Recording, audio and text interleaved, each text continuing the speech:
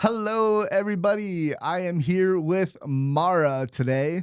Mara's a PT student, right? Yes. We're gonna get into how we met. We're gonna get into PT and tennis and a whole bunch of adaptive things, and then a few questions here and there. Before we start, I do want to throw out the shirt. This is a shirt that I made myself with ChatGPT. It says "Rolling with the Punches." So I will put the shirt's link in the description below. So, all right, Mara. So let's start off with how we came in contact with each other and how we met. Absolutely. So we met a couple months ago, and it was at the UC Adaptive. We had an adaptive day for the UC women's basketball game. I am in the adaptive sports special class in my physical therapy school. So we helped kind of set this event up. And Zach was at one of the vendors that we had, and I was as well with Iron Core, and he had adaptive tennis. So our vendors were adjacent to each other. So through that, Mm. that's kind of how we got introduced. Yep. I think one of the cool things is I've never been in a box in that building. We were invited up to one of the boxes to watch the second half of the game after the booths were done. And yeah, so um, So yeah. we met at the vendors, then we went into the box, which was awesome. I'd never been in a box Yeah. either, so that was a cool experience. And then me and Zach, we stayed late after the game, and we just got into a good conversation, and we were chatting. We closed that box down. Yeah, we did. Closed that box down. Yep, they were like doing takedown of the basketball hoops, and I don't know, maybe not the hoops, but like the court and all that. So I would say yeah, that's what started our friendship. yeah, sure did.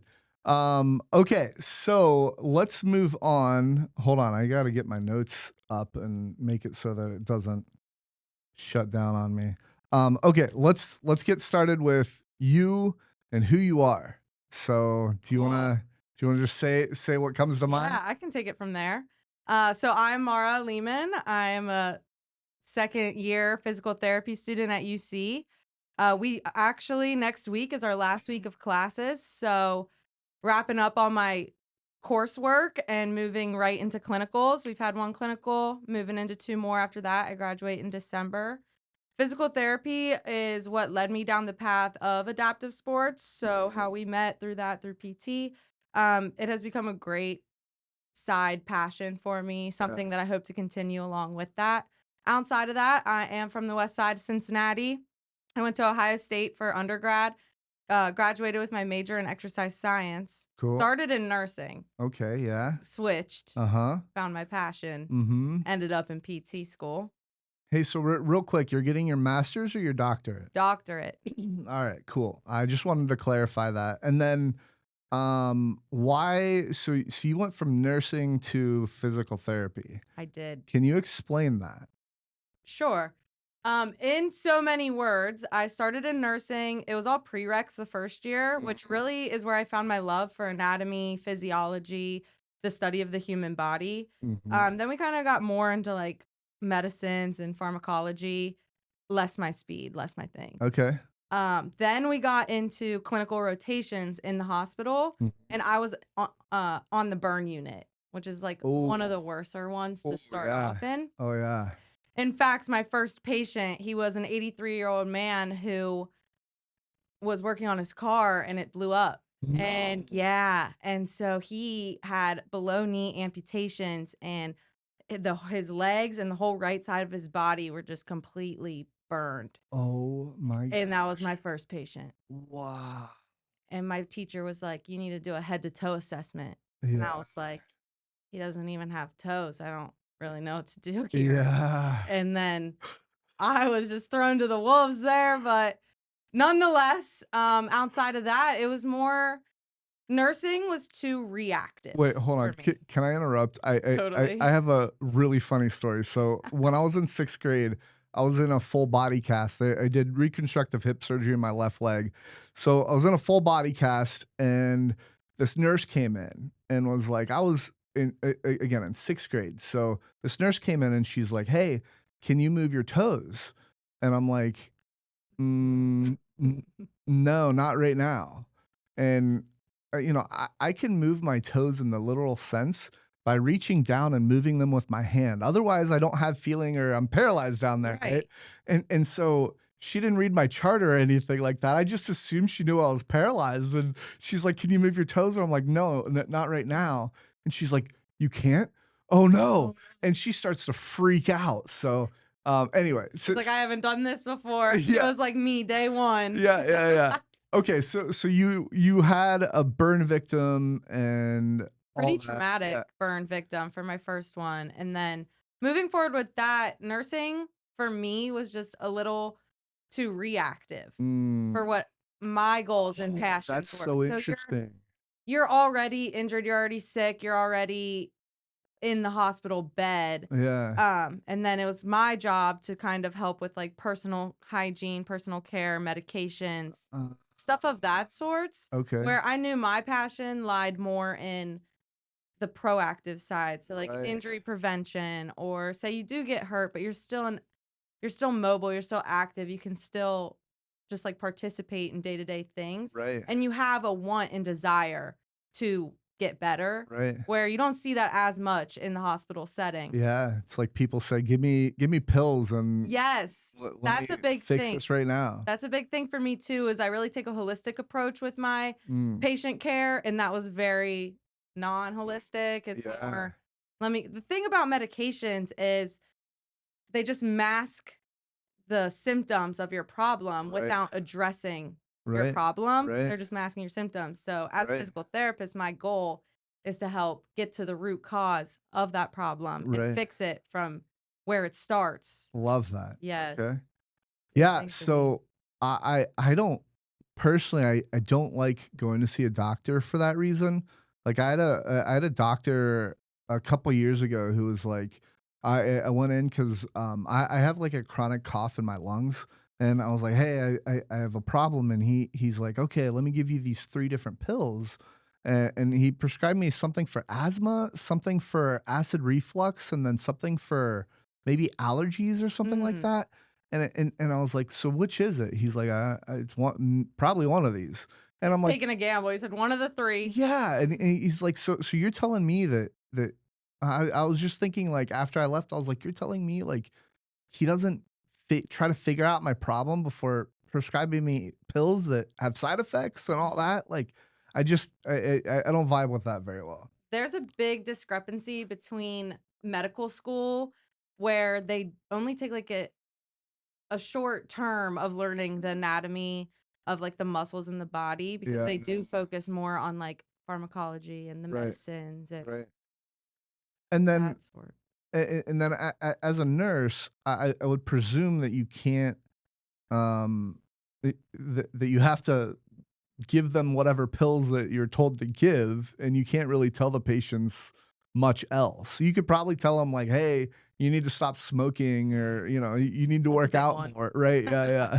I mean, you could probably tell them that, but like, I mean, did you feel constricted in that sense, or I did it for just that one rotation before I ended up switching my major. So I was still very new into all of it, but I would agree and say yes, you do have some say in your opinion on their medications, and you would take that up with the doctor or the physician rather than. But yeah, we kind of just in nursing you help with those extra like side tips, like stop smoking. yeah? Okay.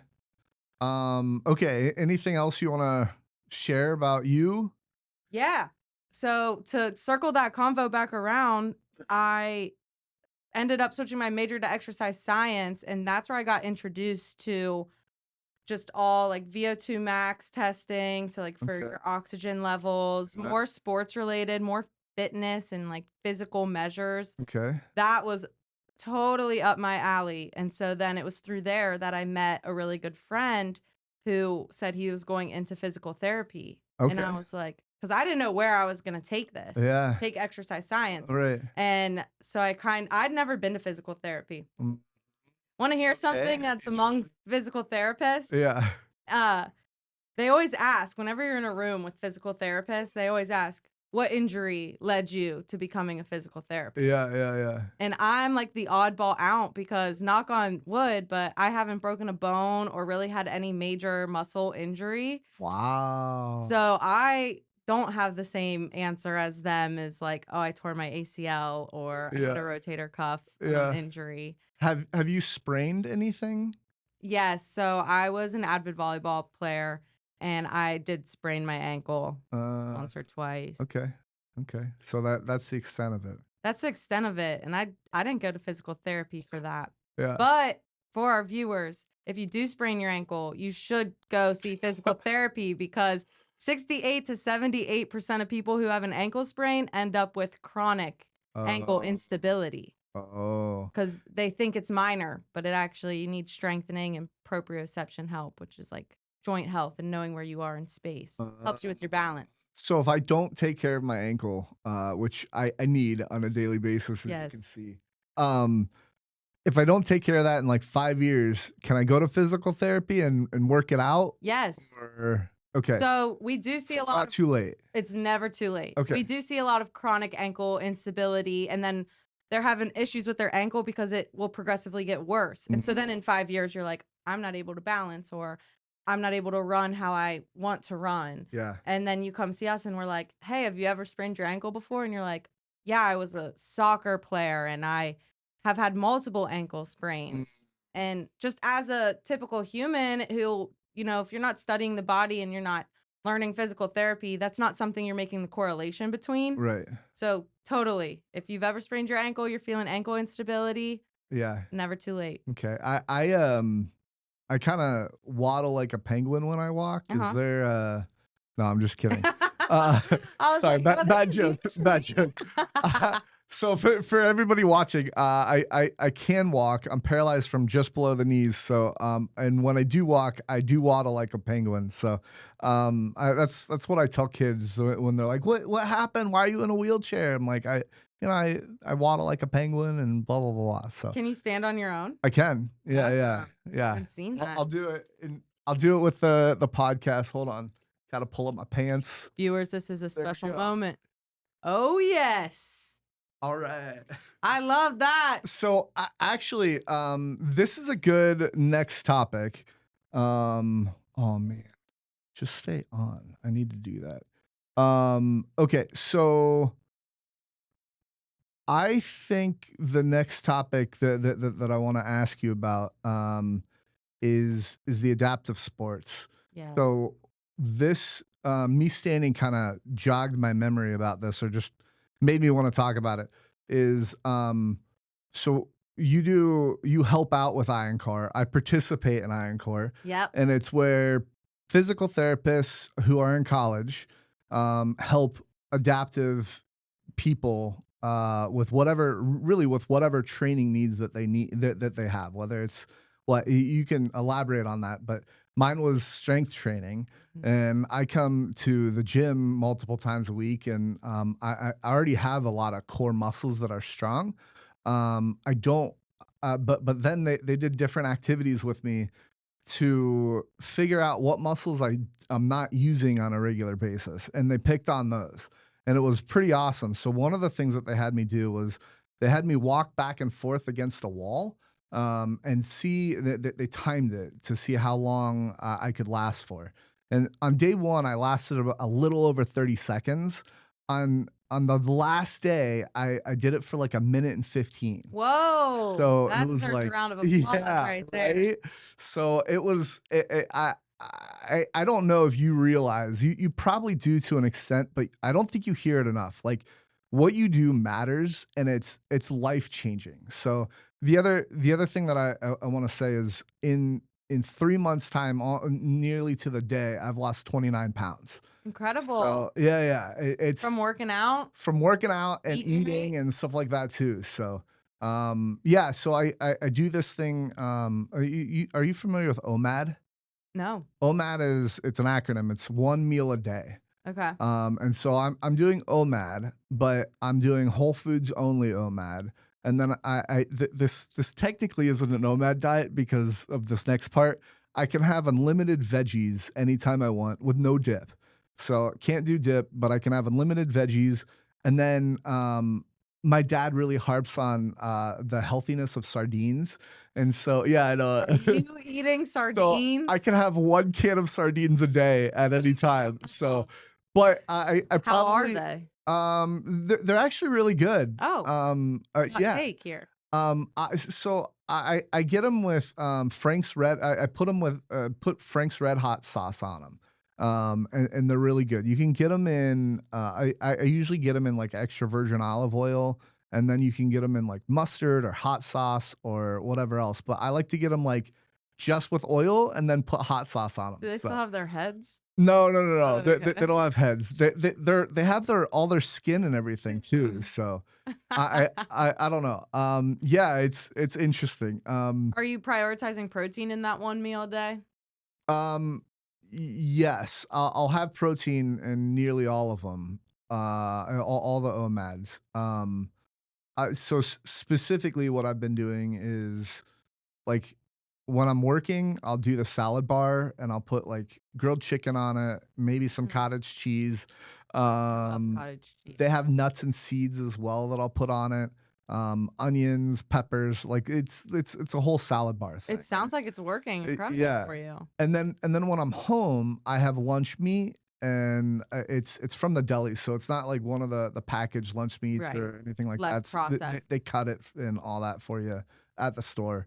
And I do that, and then I buy lettuce. And I do a lettuce wrap, so I'll do lettuce, tomato, onion, and then I have this avocado oil, mayo, and mustard, and I'll do that. Are you So thinking about making a cookbook?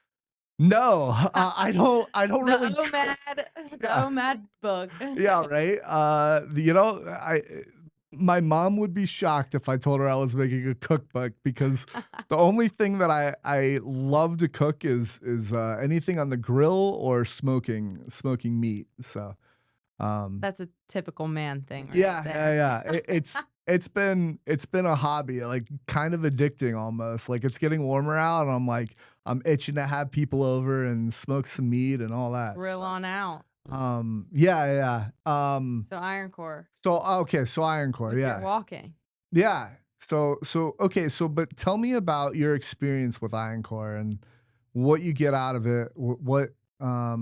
Yeah, just your whole experience. Sure. So I have a classmate who was on the board or just the people who helped set it up, Okay. and she's been working with them for a while. So she actually came to the front of our class one day and said that, hey, we need coaches that help with adaptive athletes, etc. And I have recent that was recently into me being introduced to adaptive athletics, Yeah. and I was like, sure, sign me up. So what we do on our end is we are assigned an athlete that we work with, and then we kind of get background information on them. So like, what is their condition? Then we give out a questionnaire. So like, we do ask about functional things, like for instance, can you walk? If you can, how often do you walk? Do you exercise? Things of that sort. What are your limitations? That's a big one. What are your limitations? And then we take that, and prior to meeting them, we formulate exercises and we do tested measures on day one that we're going to track throughout. So for you, it was walking against that wall. So they tracked you on the first day, you did your 30 seconds. And then on the last day, we do those as well. Mhm. So for me, it was an incredible experience. It just ended in April, 2 weeks ago, I think, was our last session. And we I had an athlete who had cerebral palsy, and she has some big dreams and aspirations in life of where she wants to take her like career path.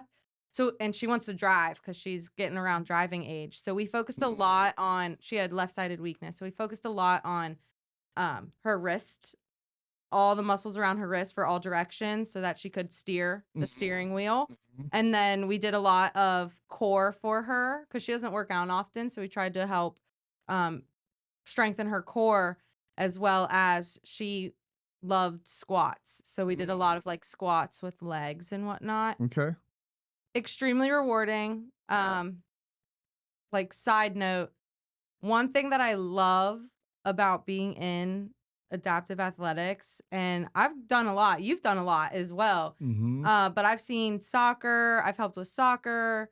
We've done CrossFit most recently, which was Awesome. Yeah. I loved CrossFit. Do you do CrossFit? I did it once, but it doesn't sync up to my schedule. Okay. I'd love to do it more, but I'm not available when I Available. do it. Yeah, so one thing I love about the adaptive sports is the community. Yeah. So Right. my motto as a physical therapist is I want to work with people who want to work with me, Ooh. which is Okay. where the hospital and nursing that Yeah. just didn't align with. That's like my biggest moral almost, and it Yeah. just didn't align with that because people in the hospital they don't want to work with you very much. Right. Not everyone, of course. Um, But the adaptive community, it is welcomed me with open arms. Everyone is so sweet and incredible, and they're there for a purpose. They're Yeah. there because they want to be better. They're there because they want to learn new things and make new friends. And that was like a huge driving factor of why I fell in love Yeah. with the adaptive sports. And then Iron Core is just included in that. I love that. Okay, so question for somebody that's watching who has no experience with disabilities. Sure. Um, how how can they, an able let's say an able-bodied person, Okay. get rid of the elephant of in the room, the awkwardness maybe? I don't think you get awkward, or at least not anymore. Right. You don't I'm seem not a like a very person. awkward Yeah, yeah, person. exactly. Yes. But like I'm sure you have like other classmates that are like, oh, I don't know how to approach this or whatever, and Right. you learn that throughout your in school and just through your interactions. So, Right. what would you say to someone who just is really uncomfortable with it or doesn't know how or I think you could be a big inspiration in my thought process on this as well, but it can be intimidating seeing someone, if especially if you haven't seen people who are in wheelchairs or you haven't experienced an amputee. Mhm. It it's like where do I tread in the water Yeah. with that? But you're all there wherever you are, whether it's a sports community or whatnot, for the same purpose. Yeah. You're there to learn, to make friends, etc. And I think, and you can totally chime in and correct me if I'm wrong, but people are okay sharing Mhm. their story with you. Yeah. And they're okay telling you what their limitations are, especially because in the setting where I am coaching, so Mhm. that's mainly what I do when I am involved with the adaptive sports is my purpose is to help you Yeah. get better. Yeah. So I have to know Yeah. where your limitations and your weaknesses are Mhm. for me to help you. Right. So Yeah. I think it is just you can go about it in a totally normal, nice fashion Yeah. and kind of, "Hey, what's up?" And we're all friends at the end of the day. Yeah. Yeah, yeah. I agree with that. I really like that. So, um, most people, I would say, yes, they have no problem talking about their disability. I'm especially one of them. You can ask me any question, and I'm going to be completely open and honest with it, and not be awkward or anything like that. So, however, there are some people who have had extremely traumatic accidents. Mhm. I know somebody um, who was driving. I don't know if they were intoxicated or not, but they got in a wreck. It was that person's fault. They had three. He had three of their friends of his friends in the car with him. Mhm. They all died, and he lived, and Mm. he's paralyzed now. And so asking somebody what happened, this person can answer, "Oh, I got in a wreck," and then whatever, and then maybe leaving that to if they want to talk about it more, cool. If not, then like I don't know. Ultimately, though, I lean towards being more bold than less. I look at it as if you ask me about my disability, it's like you getting to know a piece of who I am, Mhm. and like I think there's definitely a stigma around that, and like people are so there's generally speaking when I meet somebody for the first time, there's generally speaking an elephant in the room. Mhm. And for the disabled crew out there, one thing that I would like to say is it's on us to get rid of that elephant in the room. Um, I think that's critical, and one of the ways that I do it is to make jokes and stuff like that. So I'll make jokes about my disability, and it just becomes less awkward. The other thing that I'll try to do is really just lead with, "Hey, this is my disability. These are my strengths and weaknesses with the disability and all that. And then they don't have to be awkward about it or be curious or anything like that. And I'll even wait, hold on. I just said they don't have to be curious. I want them to always be curious. Yes. Um, but they have the open invitation to ask me questions and be more comfortable with being more comfortable around me when I do that. Hmm. So, go ahead. I think a good take home point for the able bodied chatting is maybe we don't ask what happened, but if we are in a setting where it's like coaching and I have to help you, but talking about what your limitations are, like you Yes. said, you can open up with what my strengths and my weaknesses are, Mm-hmm. because then that leaves the room open for you to go into deeper if you want to talk about your condition or how it happened. Otherwise, if not, well, I know what your limitations are. As a physical therapist, if you have like a spinal injury, which we see often in our adaptive sports community, a good question that we ask is just, do you know what level? And that can Yeah. help us determine what muscles are going to be paralyzed Mm. or altered. For those listening, explain what level means, just in Good, layman's term. good point. So spinal level for spinal cord injury is you have your vertebrae and your spine. So if you Google a picture of your spine, there's all these little blocks on top of each other. And typically, let's say if like your friend who got in that accident, he might have a T3 spinal cord injury, which means in his thoracic spine, your spine's broken up into cervical, thoracic, and lumbar, which is lumbar's your lower back, thoracic is mid, and cervical is your neck.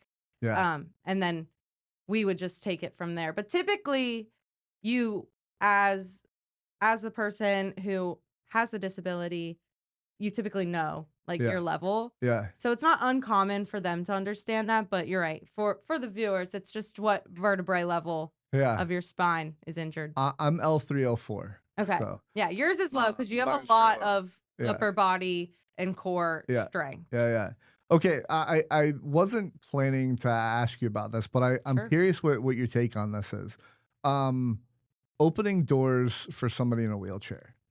It's actually, believe it or not, a sensitive, or maybe not a sensitive topic, but a controversial topic in the wheelchair community. Okay. Have you heard that yet, or should I elaborate a little bit more? I have not heard that yet, but instantly my mind went to comparing it to an old woman walking behind me. Yeah, I would open the door for her. yeah, I actually would open the door for anyone who's behind me. yeah. Of course. So maybe it's being Yeah. taken too personal. Okay. So let me lay out the scenario. So I can open the door just fine for people, and I do it now. I think more for like the social hilarity of it, but also like just to kind of make somebody think. Hmm. So someone's behind me. I'm going through the door. I'm gonna open up the door for 'em. And so many times, some people will like reach over my head and grab the door and be like, "No, no, no, you go," or just like stop and be like, "No, no, no, you go, please, you go first." I'm like, "No, I've got the door for you." Or like as I'm opening it, someone will be like, "I got it for you, I got it for you." I've even had a guy run like from like 30 feet behind me, being like, "Hold on, I got it," and just like start running. And so there's two frames of thought here that and two paths that people can go is Hmm. there's a positive and a negative path. Is the positive path is I'll start with the negative. The negative path is you think that I'm less than you. Hmm. Therefore, you're doing all these other things that you wouldn't normally do with a normal able-bodied person, and that's patronizing. Hmm. Right? That's the negative approach. The positive approach is this is a good person trying to be do a good thing and let that happen, right? Now I think there can also be some education, like when I open a door for somebody, like it's like, hey, no, I gotta already have it open, and you go ahead, and so kind of almost increase that awareness, if you will, of like, hey, not everybody in a wheelchair is the same, right? Correct. And some people can do it, right? But you're right. There's the just general nicety of opening the door for somebody. So I don't know if you have anything else to add before we move on, but I agree. I think it can be complex because everyone's education level and just yeah. their exposure to disabled bodies is lax sometimes if they're just not exposed to it or have like, for instance, I'm in physical therapy. This is a passion for mine. So I've been in this community. Our teachers do a really great job of when we learn about a condition, bringing someone in with that condition to talk to Oh, us about cool. it. Okay. Um, we actually had one of your tennis buddies come in the one Mm, day. Mozzie? Mozzie, Yeah, yeah. yeah. And so he came and talked about like his condition and everything. So we get the exposure, Good. but if you if your job is like you're an electrician, Mhm. well, you're not studying hanging out with people who are different than you. You're studying wires and Yeah, stuff. So yeah, I get that point of which way do you take it? yeah. I don't know if we can save the world on Yeah, yeah, right? that. I I don't think we need to. We've got bigger and more important Treat things to worry everybody about. like they're your friend. Yeah. Yeah, I like that. And I think it's okay, going back to how a disabled person can approach a wheelchair, or a disabled person is you can ask them like, what are your limitations and what are your like how do you move and Mhm. whatever else. So, like I'm sure you have some maybe better questions that you've asked your patients and all that. I think a good point too to touch on is it depends on where the person in the wheelchair is on their journey. Mhm. Because if it's new for them, then they might have a lot of ego things that they're trying to get through Yes. themselves Yeah. versus someone like you who, like, this has been kind of the life that you've known. So you've had X amount of years of like processing Yeah. and understanding where you feel on that. Yeah.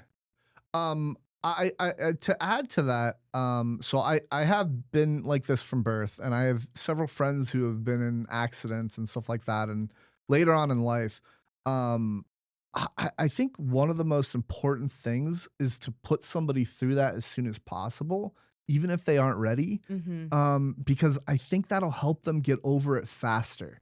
Um, the other thing that I would say is get involved in the wheelchair community, specifically for me, the wheelchair sports community, because it absolutely changed my life.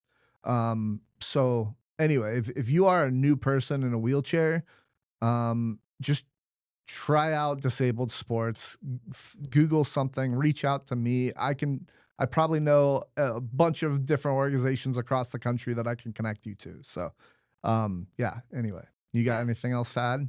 Nope. Okay. Get with Zach on that. Okay, let's move on. So I want to do before we get into the podcast question, All right. I want to get into some fun facts. Sure. What's one of the most spontaneous things you've ever done? Oh, wow. What an on the spot I question. know, right? Hmm. We can I have come to I back have to to think of that. a podcast appropriate spontaneous Ah! moment. I I used to ask what the craziest thing you've ever done was. I don't think that's podcast appropriate because it can go absolutely in any direction. But anyway, I enjoyed that question, but we'll come back to that. You think about it. Well, Um, can we reverse it back to you? no, Oh. no, I'm kidding. Okay, okay. So back, gosh, when I was living in Dayton, um, I was at this house party, and there was this girl that was there, and we started talking, and we were talking about skydiving, Mhm. and neither of us had ever gone. And I'm like, "Hey, give me your number. Let's go skydiving." And so like 3 months later, we went skydiving together. Are you So serious? yeah, Honestly, that could be anything yeah, spontaneous that I've done. right. It's kind of crazy. You've gone skydiving out Yeah, of a plane. yeah. Where were you? In Ohio? Dayton, it was between Dayton and Cincinnati. I don't even know what the place was called, but I've uh, had thoughts about skydiving. you've never No, gone skydiving? but I think if I were to do it, I would wanna do it somewhere cool where the view is, like, mountains and beach Yeah. versus, like, buildings of Cincinnati. Fair. Where we were was like it was just wilderness, farmland, stuff Okay. like that. So, We are in Ohio. yeah, yeah, right. So, yeah, I mean, I think that would also be cool, but it's such a surreal experience that like I don't know, like yes, I'm looking down, but it's like I'm not. I think I was more with like, okay, the pressure of the wind against my face and like Yes. looking around and like seeing like the globe just like curve and stuff like Right. that, right? Like so I don't know. I would definitely that's the Were only you time that I've scared? ever done it. Yes. I would have. As soon as I put the suit on, I would have been like, I don't know. Right, right, right. But going up, you get a little bit nervous, but, the time that you're the most nervous is you're attached to somebody that's behind you, Mhm. and they have to get you out of the plane before they get out of the plane. So you're kinda hanging off of them with the plane and the wind Oh. blowing and just looking down and before you actually jump. So, that was probably the, "Oh my god, this is so cool," moment. So, okay, okay. Do you have anything or should we No. move on? Move Okay. on. Oh, Alright. that topped it. I don't I expect an answer by the time, if, well, once we're not recording at I can tell you least. something cool that I did Yeah. that's kinda like skydiving. Okay. I went scuba diving. Ooh, I love You were scuba in the diving. air, I was under the Where water. were you? Cabo. Okay, I was in, the Bahamas scuba diving. How Beautiful. deep did you go? I don't know the answer to that. Okay. We went deep. So my mom's boyfriend is an ex-Navy SEAL. So that was like something on his bucket list for when we went to Cabo. Mm. My sister-in-law couldn't take the like it was just too much anxiety for her. And then my friend that I brought on vacation, she went down. Something was up with her gear. So when she came back up, like three trainers like came on her. So it was just like very overwhelming for her. And they're just kind of like, you're in the Oh. water. So to fix your tank and stuff, they're just jostling you around. Oh, And they were wow. just like three big men. And she's just Yeah. like a girl. So she's like, that was too much for her. So me and my brother were the only ones that actually went through with it with my mom's boyfriend. And it was an incredible experience, but you have to get over that fear of like claustrophobia. Yeah. Yeah, you definitely feel, like, the water pressure and stuff like Right. that, And you're and, breathing like through the tank, so yeah. it's like you can't mess up. Yeah, yeah, yeah. It was pretty cool. D were I assume there were fish all around you and all that? So many fish. Yeah. Actually, there were so many fish at one point. I was in a school of fish that I lost everybody because the fish were blocking me. And I was like, Oh, if someone doesn't come find me, I might be stuck down no. here. I'm just swimming with the fish at this point. Wait, so do you have your scuba diving license? No, they did a little training course Okay. with us Yeah, and yeah, then same. sent us off. Yeah, yeah. So I think, and it's been a while since I've looked into this, but I think it's 30 feet is like the limit without like a license. Okay. Because then you can like really mess your head up with like, Right. what is it, the bends or something like Yeah. that? Just the air pressure Yeah. once you're down there is extremely It- you have to come yeah. up really slow Yeah. so that you don't bust your eardrum. Right, right. Well, cool. All right. So here's the here's a few rapid fire questions. All right. You got to pick one. It's gonna be one or the other. Okay. So sweet or salty? Sweet. Salty for me. Sunrise or sunset? Sunset. S- I actually don't care, but I don't either. I think sunset maybe. Dogs or cats? Dogs. Dogs as But I'm a well. huge cat. I don't have a cat, but that's my next goal. Once I get my own place, I'll get a cat. Okay, okay. Wait. So how long are you gonna be out of Cincinnati? Right. So I am moving to Asheville, North Carolina next week, May 1st, Yeah. just for the summer. Okay. So I come back August 3rd. Okay. So May, June, July, I will be out there. I've never lived outside of Ohio. Like I Oh, said, I went nice. to Ohio State. Now Yeah. I go to UC, and Yeah. I'm Yeah. from Cincinnati.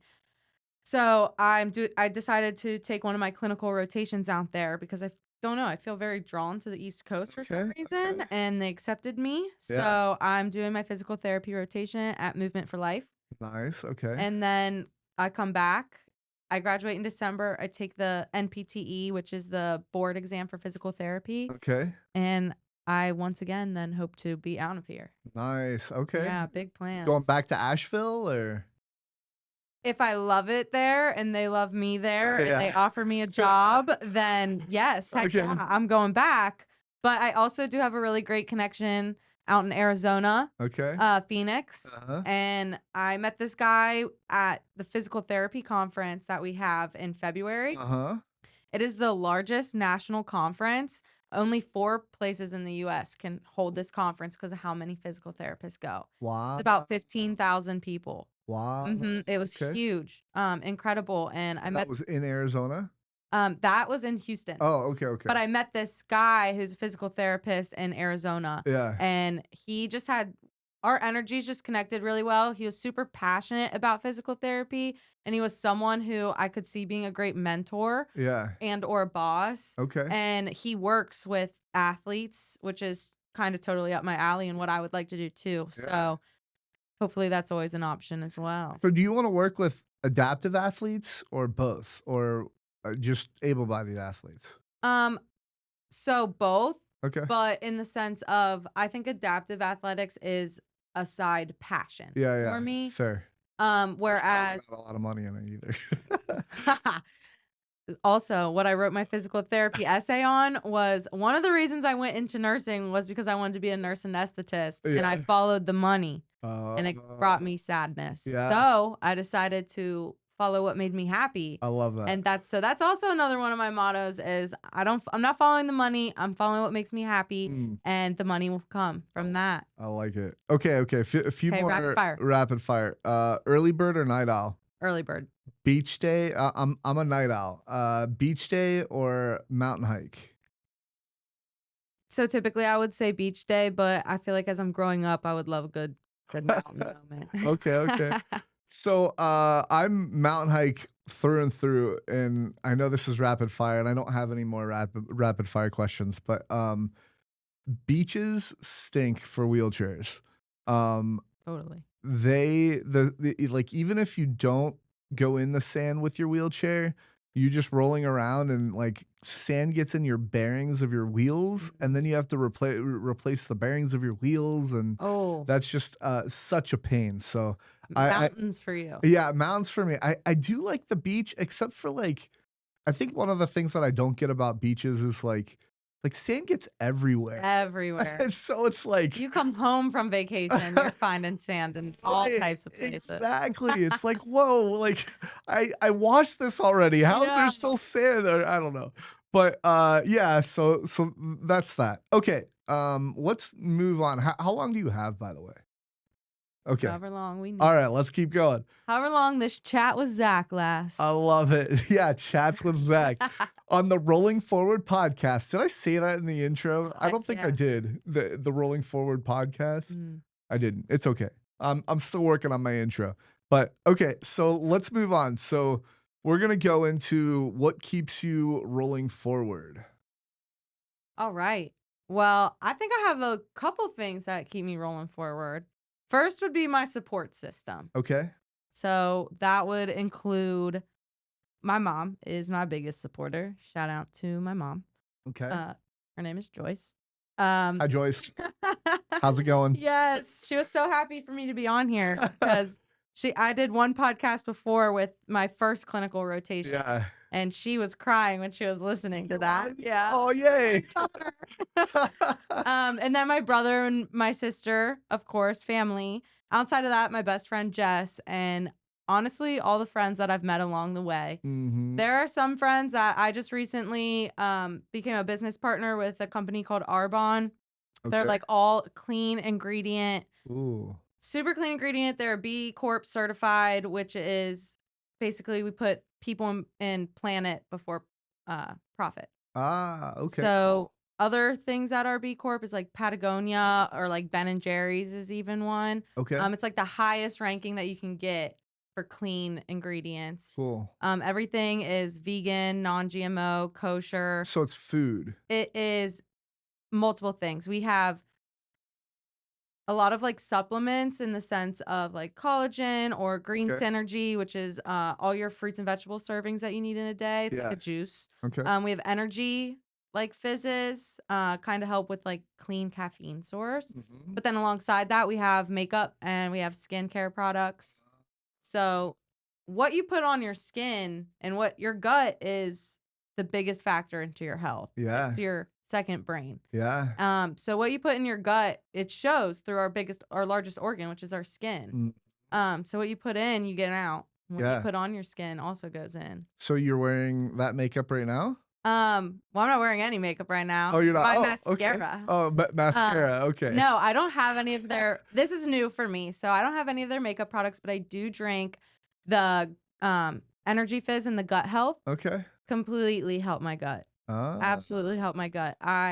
So is it probiotics and prebiotics? Is Mhm. that what it is? Yeah, in the gut health, there's a few other just like natural ingredients that help, like holistic remedies that help with Okay. like bloating Yeah. and digestion, Yeah. things of that source. And then our caffeine, we have a little caffeine, but we do have naturally derived energy. Okay. And then our synergies are like fruits and vegetables, collagen, other enzymes that help with your digestion. But overall, I just started that. And so I had a launch party and it was just really great to see the people who were there to support me. Like Yeah. I was like, hey, I'm having a launch party for this new thing. Maybe it works out, maybe it doesn't, but Yeah. I would love for you to support me. And just the girls and the guy friends that came out to it was on Zoom, so that logged onto their computer Yeah. to be there for me. That was really eye-opening. I felt very loved and appreciated. So Cool.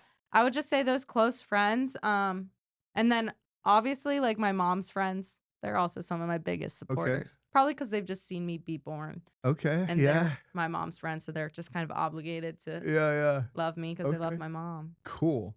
Hey, what was your best friend's name? Jess. Did I meet her at all, or was she a physical therapist? No, so she actually just recently moved to Traverse City, Michigan. Oh, dang. Yeah, Okay. so That's they're all the way at the unfortunate. tippy top. Yeah. I know, miss her. But we talk all the time. Okay. She is doing big girl things up there. She's a realtor. You're Yeah. in Michigan and you need a realtor, Jess Barra. There you go. I have to give her that shout out. But you Okay. did have the pleasure of meeting Barrett, who I is did. my nephew. I did. Yes. Um.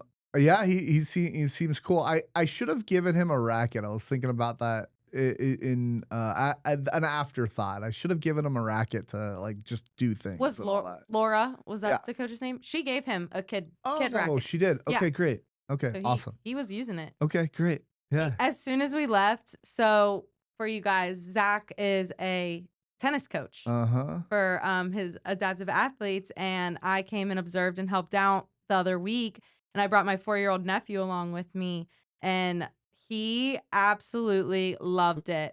We were walking to the car, and he said, "Aunt Mara, when are we coming back?" That's awesome. Whenever you want, buddy.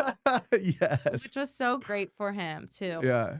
And I think that was good in stopping the stigma in like his life and the young friend's life Yeah. of like we are all functioning and we are all normal Yeah. and we're all just good friends. I will say the same organization does able-bodied stuff too. Mhm. So What organization? it's Cincinnati Tennis Foundation is the organization. I was debating about whether to say that or not, but I'm fine with it. I'm just gonna be an open book about things.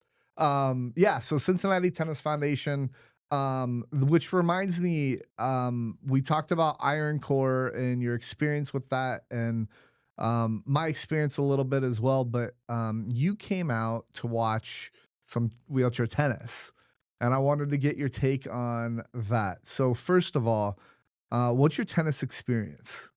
I played 2 years of tennis in high school. Okay. So What that's years? about it. Junior and senior. Okay.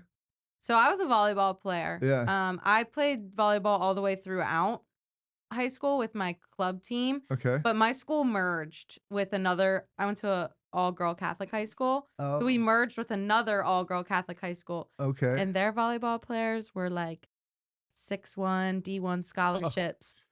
So me dang. being 5'7" and not having a D1 scholarship, I knew I wasn't going to get playing time on the varsity team, which is what I was on at that point because I was junior and senior. Yeah. So I decided to make the switch to tennis, Uh-huh. and I loved it. Okay. That's about the extent. So how many days a week were you playing? We probably had practice 4 days a week Okay. and then weekends or Okay. games during the week too. Okay. But probably 4 or 5 times a week I was playing. So, spoiler alert for when Mara came out to watch tennis, is Mara got into a tennis chair, and I have able-bodied people get into a tennis chair all the time, Yeah. and I've like Mara's forehand was so natural, and it was like, whoa. And so that's why I was asking you all these questions about your high school. And like 2 years doesn't seem like enough time to develop Right. that forehand or anything like that, right? And then it's like, okay, well, how much did she play? Like, where did she get this forehand Yeah. from? So I think it came down to like I'm good at golf, yeah, but I don't okay, golf often, but I was on the team in 8th grade. wow, But I okay. think it's because I had good You're teachers, just a good natural coaches. athlete too, yeah, Yes. yeah, Uh, but I think I had good teachers. So it's like once you learn the basics and you learn the technique, it's kind of like riding a bike. yeah, You don't forget it yeah. too much. All you need is a That's couple true. swings and you're kind of back in action. Yeah, And yeah. you helped because I had to change how Sure. I was holding that racket. Yeah, yeah, And yeah. then things became good. Yeah, yeah, Then yeah. things became That's good. fair. Okay, so tell me, That was my sorry. foot. You're good. I was I can't feel my feet right, so, like, I don't know They what I'm, just like, bounce hitting back on yeah. something. It's just like, was that the center pole or, like, it moved a little bit, so I was like, "Wait, what was" I don't know. Anyway. That was good. Okay, so finish, telling your experience about with tennis and coming out to watch the adaptive and wheelchair tennis. So I really enjoyed it. That was a new experience for me. Mm. I thought it was obviously more of a not obviously because Elliot, Elliot, yeah. he was phenomenal. Yeah. He was playing against one of my classmates who did play college tennis, and Uh-huh. he was giving him a run for his money. Yeah. Um, but it was more like slower paced, I would say. But I feel Uh-huh. as though were any of them new ish? Most of the kids that you saw Uh-huh. were pretty new. Okay. Yeah. That's kind of the vibe I got. Yeah, yeah. So I feel like that would explain why it was a little like slower paced Yeah. of a thing, but Yeah. they need that to learn. Yeah. So the first class was the beginners and then the second class was more advanced. Right. Um and so tell me about the people that you saw, the adaptive athletes that you saw there. So And like anything stand out or we had a couple wheelchairs and then we had couples just I don't know. I didn't talk to the one girl who was like standing. yeah. Who was not I don't Pair standing is what we call that. Okay. It's called pair standing tennis. So, Okay. yeah, She was okay. good. Yeah, yeah, yeah. Any other observations? I enjoyed when I was there, I enjoyed how we so with my experience in tennis drills and Mhm. such, I enjoyed how that you were able to adapt them Yeah. to like their level. I Mhm. thought that was really good and beneficial. I think overall, there were a lot of balls that some of them were missing or not getting to, and Yeah. the whole time everyone kept such a positive energy and they really understood like, Yeah. hey, it's okay I didn't get that Yeah. and I'm just going to try hard again and get the next one. Yeah. Yeah, yeah. One of the things, that I always try to point people who are learning and stuff like that too is Elliot. So he's a quad and he doesn't have hand motions fully. So he can't, it's hard for him to grab onto things. And if he held the racket and swung, the racket would fly right out of his hand. And so he had to actually tape his racket to Mhm. his hand. And it's basically the same grip for forehand, backhand, and serve, and that's how he played. So that's another cool thing that I like to share. I did ask him. So when he came, his hand was fully taped up around his racket. And I was like, how much tape did you use? He said, I used about a whole roll Yeah, to tape that on. yeah, and it's just white athletic tape that Hmm. he uses. So I do know that there's like random contraptions out there that you can get like custom built or whatever, but I just don't think that they work as well as tape. Tape. So They probably aren't as like suction together as yeah, much, you know? yeah, Like yeah, even if you had a glove on that had somewhere for your racket to go, that it would still be a little loose yeah, and yeah. key. Maybe he can come up with a better prototype. Yeah, like almost like a Velcro Yeah. that you just grab onto or something. I don't know, but yeah, athletic tape gets pretty expensive. So, Yeah. anyway, yeah, okay. Anything else on the tennis front? Nothing on the Okay, tennis front. let's go back to what keeps you rolling forward. All right. So my support system, obviously. Yeah, Um, and then I would say things that keep me rolling forward is I've been very blessed to have two parents that have very strong mindsets. So growing up in that atmosphere, it was kind of like when we were faced with a hardship or faced with things that families go through, um, it was always, this is okay. We're going to get through it together, and keeping that positive mindset. So yeah, I would say between my faith and between that having that positive mindset, that's something that helps keep me rolling forward. yeah, Belief in myself, yeah, which is hard. And I was talking to a friend the other day, and he said something that really stuck with me.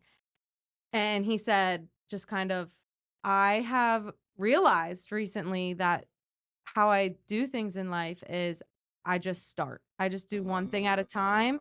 And then all of a sudden, I'm doing the next thing and the next thing. And it made me think of this like a staircase almost. yeah, And everyone wants to get to the top. Everybody wants to be on the top floor. yeah, But you can't get to the top floor unless you do just take those little steps. yeah, 100%. And I think that's good on how I like keeps me rolling forward is you just have to dive in. Yeah. And So, you're never too old. yeah. So, has anybody ever said that you're like an extremely positive person? Yeah, I get that all the time. But I am, and I don't even mean that in a but I had to go through a lot to You get there when you said almost. yeah, I get that all the time. You're almost like I don't know, annoyed in your voice or something. I don't know what it was exactly, but I didn't want it to there was a sound like I negative. Oh, was sorry. bragging about it. Oh, Like, yeah, okay, I'm okay. positive all the time. Everybody loves hanging out with me. Like, I didn't want it to come off Yeah, like yeah, that. yeah. Okay, okay.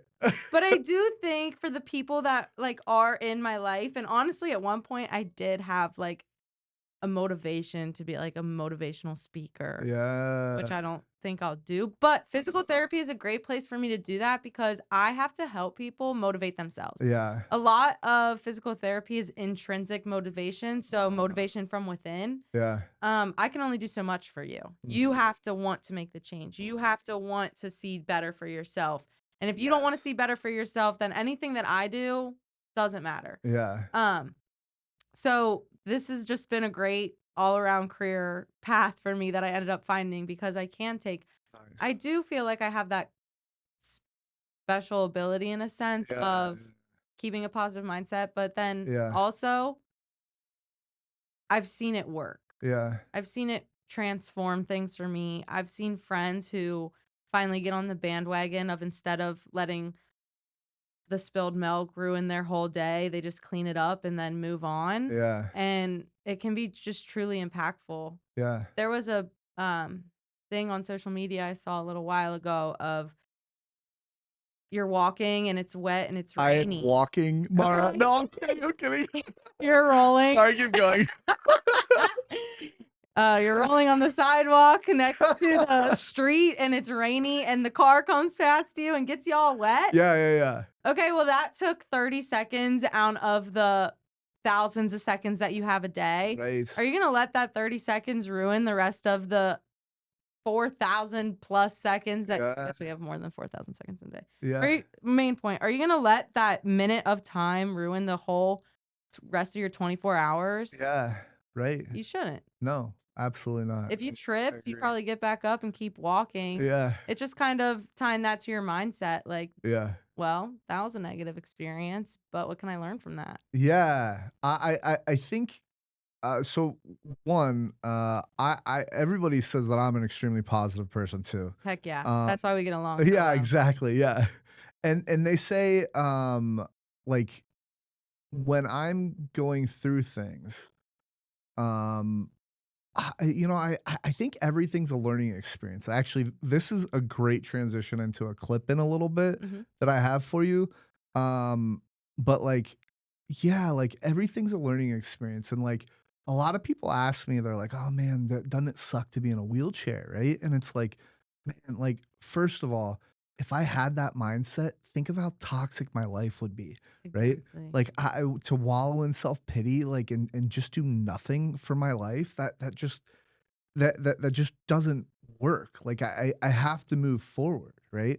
Mhm. And then two, like there's zero chance that I would be in the disabled sports community, right? There's zero chance that I would have learned blind and visually impaired tennis and how to coach it and adaptive tennis and all these different disabled disabilities, right? There's zero chance that you and I would have met, right? Like, Right.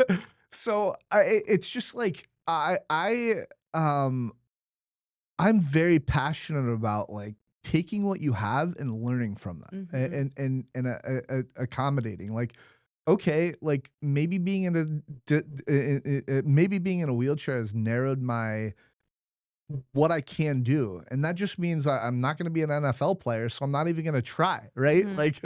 Like, that's fine. Mhm. Instead, I've picked up tennis and I've played a whole bunch of other sports throughout my life, so, anyway, anything to add?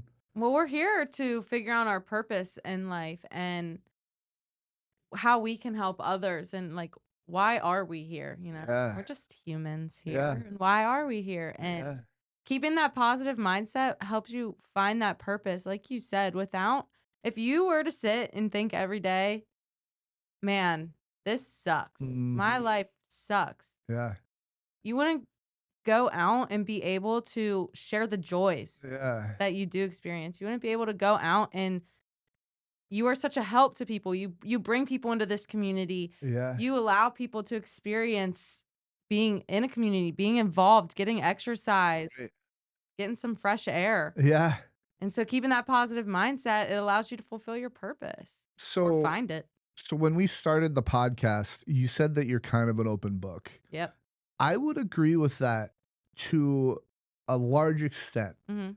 I think, and I'm curious if you agree, there's like a certain like very few things that I keep very, very close. Mhm. And like only my best friend knows about it, right? Mhm. Like, do you have that at all? And by the way, I don't think in conversation, unless I just said whatever it is. Now you're curious. I'm so sorry.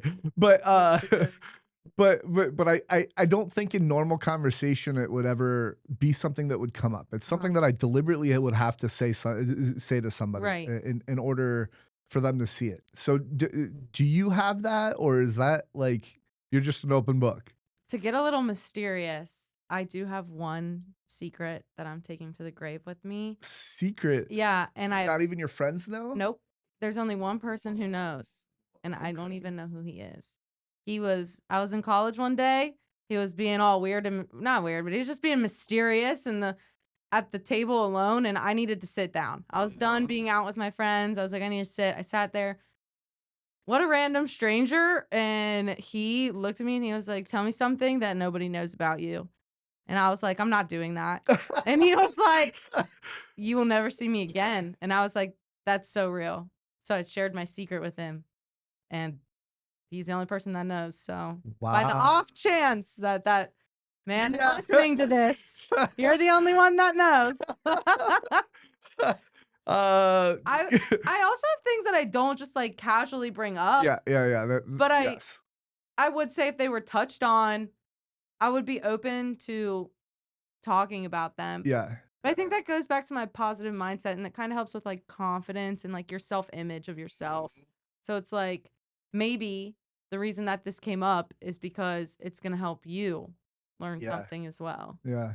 Okay, so let me ask you this then. So one of the other things that I've been that I do is if I'm having a bad day, most of the time you won't know. Like Mhm.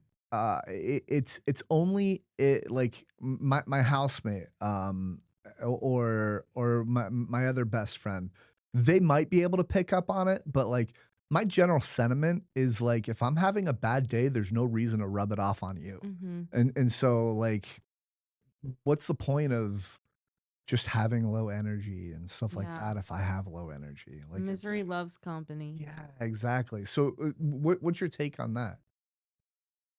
I think you have a great take on it. I think I 100% agree. I think whatever your problem is doesn't have to be everyone around you's problem Yeah. as well. Yeah. But that also comes down full circle back to just if you have a negative mindset, it tends to be those friends Yeah. that just don't want to see the light. They don't want to see the Mm. positive. Yeah. If what you put out, you get back. That's just a law of the universe. That's science. Yeah. You can Google that.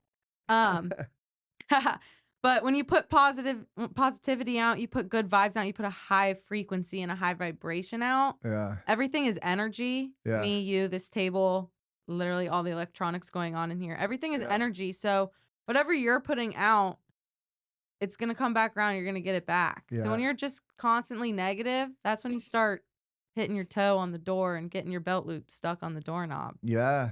Yeah. So we're derailing. We We're are. taking a pretty quick detour here, but you said everything is energy. Mm-hmm. What do you can you elaborate more on that? I'm Sure. curious. So electrons, protons, neutrons. No Let way. me take you down to the science of it. But Uh, like how do you think it affects like each other and stuff like that from an energy perspective? And like now how do you think that works? you can this will be a rabbit hole for me here. Yeah, yeah, You're yeah. opening a can of worms. Let's But go.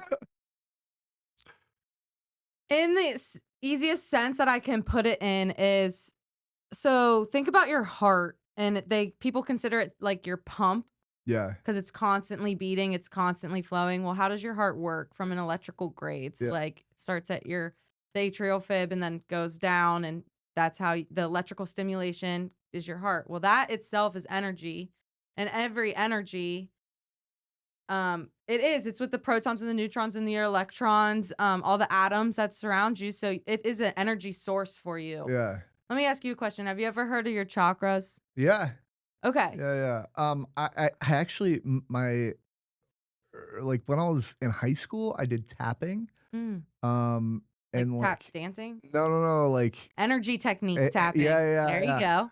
Like I just this, learned about this. and it's here Uh-huh. and here, and then there's here and here. Uh-huh. I think. But my mom has done it with some of her special ed kids, Yeah, and they calm down. they do. It's crazy. And so when it comes to energy, I definitely think there's something untapped there that like modern Western culture has lost. It is completely lost in the Western culture. In other countries, one thing that we lack over here in America is regulation, Yeah. regulating our nervous system. Yeah. Like Again, grounding and stuff think like about that. it. When you want to move your fingers, how are they moving? They're moving by electrical pulses from your neurotransmitters. It's all electricity, it's all energy, it's all frequency. Light, photons, Yeah. that's all electricity, that's all energy. Yeah. Um, but in the Western culture, one thing that we've lacked is regulating via breathing. So like we don't meditate. We don't even breathe. I'm actually reading a book right now. It's called The Oxygen Advantage. Ooh. And it basically is a book about how breathing can help sports performance Okay. in a sense. That's like a Okay. main point. But then Yeah. I'm just getting to the chapters now about how breathing can affect obesity, how breathing can affect weight loss. No way. Yeah, and it's been a super interesting book, but he did touch on how other cultures prior to school, the kids will sit and they will meditate and they will focus on their breathing and they will calm themselves. Wow. We don't do that. We wake up, we're late, we eat, we Yeah. go, we Yeah. put a screen in our face all day. Yeah. That's interesting. You can keep going. I'm Have you sorry. ever, you know how when someone walks in and you get that first glance at them and you can kind of already tell their energy, you can Yeah. already kind of tell if they're a good person or not, or even there's always getting to know someone, but there's always that first gut reaction. Yeah. That's an energy. Yeah. That's your gut instinct. Yeah. Yeah. You can definitely feel that based on like, yeah. Or when you It's walk an into intuition. an intuition, exactly. When you walk into a place, is this somewhere I should be or somewhere I shouldn't be? You Yeah. kind of Yeah. get Yeah. that like premonition, that gut, like, okay, time Last to time go. I'm gonna say this. Generally, I don't walk, Mara, but good. Sorry. I We actually are don't rolling care. forward. Yeah, yeah, right. I'm totally kidding. I've seen But you chuckling as I was talking, and I was like, you're like, what's he laughing about? I was. I was like, either he's super uninterested and I'm just nerding out right now, or No, no, no. Nope. You just said walking into a bar or I'm just gonna walking start somewhere. saying I don't know. transporting. We're teleporting. Yeah, yeah, going. Yeah, we're going. Yeah, yeah, yeah. Okay, yeah, that's interesting on energy and stuff like that. So have you ever heard of Wim Hof? A guy named Wim Hof? I don't know. Educate me. You should totally look him up after this. So Wim Hof is a guy. I don't know. He's from maybe Europe Mhm. somewhere. He has gone to Mount Everest in just shorts, Wow. and like he, he'll walk around on snow and like take people out with Mhm. him. And the way he does it is breathing exercises. They've put him into an ice bath and he stayed warm for a very long time, abnormal amount Wow. of time based on the breathing that he does. So, and then there's another guy. I love breathing, by the way. I Yes, I love breathing too, and it's super underrated. hey guys, Next do week on you the do podcast. you like breathing? Let us know in the comments. We can set up times to help you with your breathing. Uh, do you like oxygen? Okay, let us know in Do the you need comments. oxygen to live? Call us. Right, right. Okay, so have you ever heard of Andrew Huberman? Yes. So Yes. Andrew Huberman has this anti-stress breathing method, and I'll let everybody look it up. I'm not Mhm. even going to explain it, but it's Sure. something like you take a deep breath and then you take a little bit more in and then just let it out. Something like that. You might be familiar if you like breathing stuff, but if you're not, that's okay. Anyway, breathing's cool. I don't do it enough. Oh, you Um, don't breathe enough? I no. No, I know. Is my face red? It's Can't you tell? It's turning white. Yeah, yeah, exactly. But yeah, so let me ask you this. This is another completely random thought, but you talk about getting to the core of like helping people out. Yeah. What is your thought on no, no, no. He's laughing. What is your thought on like sleep apnea and like the CPAP machines and stuff like that? Uh, my thought is I don't know if I have enough knowledge on it to say anything about people who are like severely with it. But again, with the book that I'm reading, The Oxygen Advantage, he touches a lot on how breathing can affect sleep and how we're huge mouth breathers over here Mhm. in America. We're huge mouth breathers, which is not how we were designed. Yeah. And we're designed to breathe through our nose. You don't see a cheetah running with its mouth open. We're all mammals. Why are we breathing with our mouth open? Right, right. Um, and it can also change the shape of your face and whatnot. So I've heard. Um, Yeah. but along with that, people who have sleep apnea and like need CPAPs and stuff, a lot of the time it's because they are sleeping with their mouth open and then it can relax like your tongue muscle. Um, kind of gets in the way during the breathing Yeah. in your sleep. Right. Um, So I think my general take on it is one, I think I do have sleep apnea. okay. I don't have a So this CPAP was a or anything personal like that. question. No, no, no, no. It wasn't personal.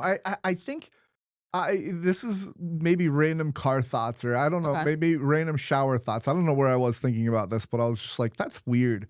Um, CPAPs just got like popular, and it's one of those things where it's like, is this really the solution to sleep apnea, or is this just a marketing thing where like, hey, Mm, yeah, here's your antibody or here's your mhm. pills. This will help out with whatever ailment you have, and you're on it for the rest of your life, kind of thing. Right. And it's like, from the very little research that I've done is like losing weight helps, Mhm, eating better helps mhm. with sleep apnea and stuff like that. So I don't know. It feels like it's one of those things where it's just like, yeah, maybe you need it for the time being, but like what's the solution after that? You know, like, and that's a rhetorical question. You can answer it if you want or if you know. I feel like if you are on a I don't have a lot of experience with this. I do know my mom's friend's husband had one once and like I saw it, but I was young and this meant nothing to me at the time. Mhm. Um so I don't know once you're too far into it, like how bad it is, like how severe you are or whatnot. But I do, like I said earlier in the podcast, I'm big on the holistics. I'm big on the holistics, and that's more than just like natural remedies and herbs and spices. That is figuring your body out. Mm, That is regulating your system. That is a lot with like breathing too and like eating healthy foods. A lot of our foods are processed. They make our blood really acidic. yeah, And then that affects our breathing as well because we're trying to keep it our pH balance yeah. in that like 7.3 zone. Mhm. So when you eat a lot of processed food, your breathing increases, your blood becomes more acidic. There's a whole thing with CO2 and oxygen, Yeah. which then overall is affecting how well you're regulating your system, how Yeah. well you are able to breathe. Yeah. I've even heard like because of all the processed foods that we're eating, Mhm. your jaw doesn't isn't strong Mm. enough as well, and that possibly I That's don't interesting. fact hashtag no research. Yes. Like, Real. look it up if you. But there's just two people talking. I don't know. I'm not a medical professional, so look it up. Seek your medical provider. I think that's what the YouTubers say. But Don't try this at home. yeah, don't try this at home. But yeah, like I think that's been a thing as well. So um, the the jaw weakness is what I was saying. So I don't know. We do treat jaw issues in physical therapy. No way. Yeah. Okay. A lot of times dentists don't even know that fact. So especially people who have like a root canal or Okay. something, you're at the dentist, your mouth is open for so long, you can get TMJ. It's your jaw joint here. Uh there's little muscles in there that help control your joint going up and down, and they can get stuck or out of place when your mouth is like wide open for so long. Yeah. Some people who just have issues in general with like jaw clicking and popping, it kind of all falls under TMJ. Yeah, physical therapy. We put our fingers in your mouth and we help you out. It's real. That's awesome. So I heard this thing called bark jaw. It's like a little bone like here. Oh, do you have it? Yeah, yeah. I'm like feel. Oh my god! I Yes. saw that too. I can't believe. I got her. And if anybody's That's not real. We don't treat that. We don't treat bark jaw in physical therapy. Oh no! oh Pumped. yes, I got you. I was like, okay, should I do this on the stream or I've not? been waiting. His No, whole plot was for us to get to talking about jaws. yeah. No, it just popped up in my head. That's a joke that I used to play as a kid. I'm like, I'm totally gonna do this tomorrow. Oh my goodness. Okay. So I want to react to a clip real quick. Okay. So it is. Before we move on, Yeah. breathe through your nose, not through your mouth. Oh yeah. Breathe in through your nose. You can breathe out through your mouth. Yes. Okay, so this is a guy by the name of Alex Hormozy. Okay. Do you know, have you heard of him at all? Negative. So he's one of my favorite podcasters at this point. Okay. He is like a business guru. He sold like hundreds of thousands of dollars of no, probably millions of dollars worth of business. He sold his first business for 100 million or something like that, and Wow. he's doing like everything gym related, and you can kind of see he's pretty freaking jacked. Yeah. So, He works out. but he has these like isms and stuff like that, and that's one of the reasons why he talks about. Okay, one of the things that he talks about that I really love. I don't have the clip of it, but Yeah. he talks about like, hey, you starting a business is gonna be hard. Like, there's no way around that. And so then I started to apply that to other things in my life, like losing weight and stuff like that. Like, it's gonna be hard, but you can do it, right? And those are just the kinds of things that have resonated with me that he says. It's like just got you got it. Yes, it's going to be hard, but that's okay. Like going through hard things is character building and stuff like that. So anyway, this clip is from a conversation that we had earlier about things that happen to you in life. Okay. The boy with the horse in the village.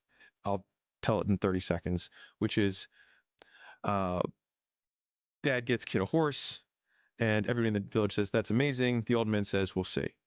And then the kid is riding the horse and he breaks his leg. And everyone in this town says, "Oh, that's so horrible." And the old man says, "We'll see." And then the army comes to town to take all of the young men to war. And the kid can't go because his leg is broken. And everyone says, "That's amazing." And the old man says, "We'll see." And the thing is that as we continue to play out the timeline of life, we can't know if anything is good or bad until the day we die. And the day we die won't matter because we'll be dead. And so it means that at the end of the day, all of the things that occur simply occur. And for me, reminding myself of that I think this is bad or I think this is good, it limits the peaks and it also limits the valleys. The story of Okay. So I don't know that I agree with the entire sentiment of it, but I like the story. Okay. So I'm gonna let you have the first reaction. Okay. My first reaction, um, I had a lot of thoughts going on in my head during that. Okay. And it took me to something that I have recently been following of I'm thankful for the things that didn't work out. Mm. I'm thankful for the things that didn't work out because they led me to better things. Yeah. So Yeah. for So instance, true. I was supposed to get Pilates certified. I love Pilates. I'm a big Pilates girl. I was supposed to get Pilates certified. Something happened in that and I couldn't do that anymore. Mm.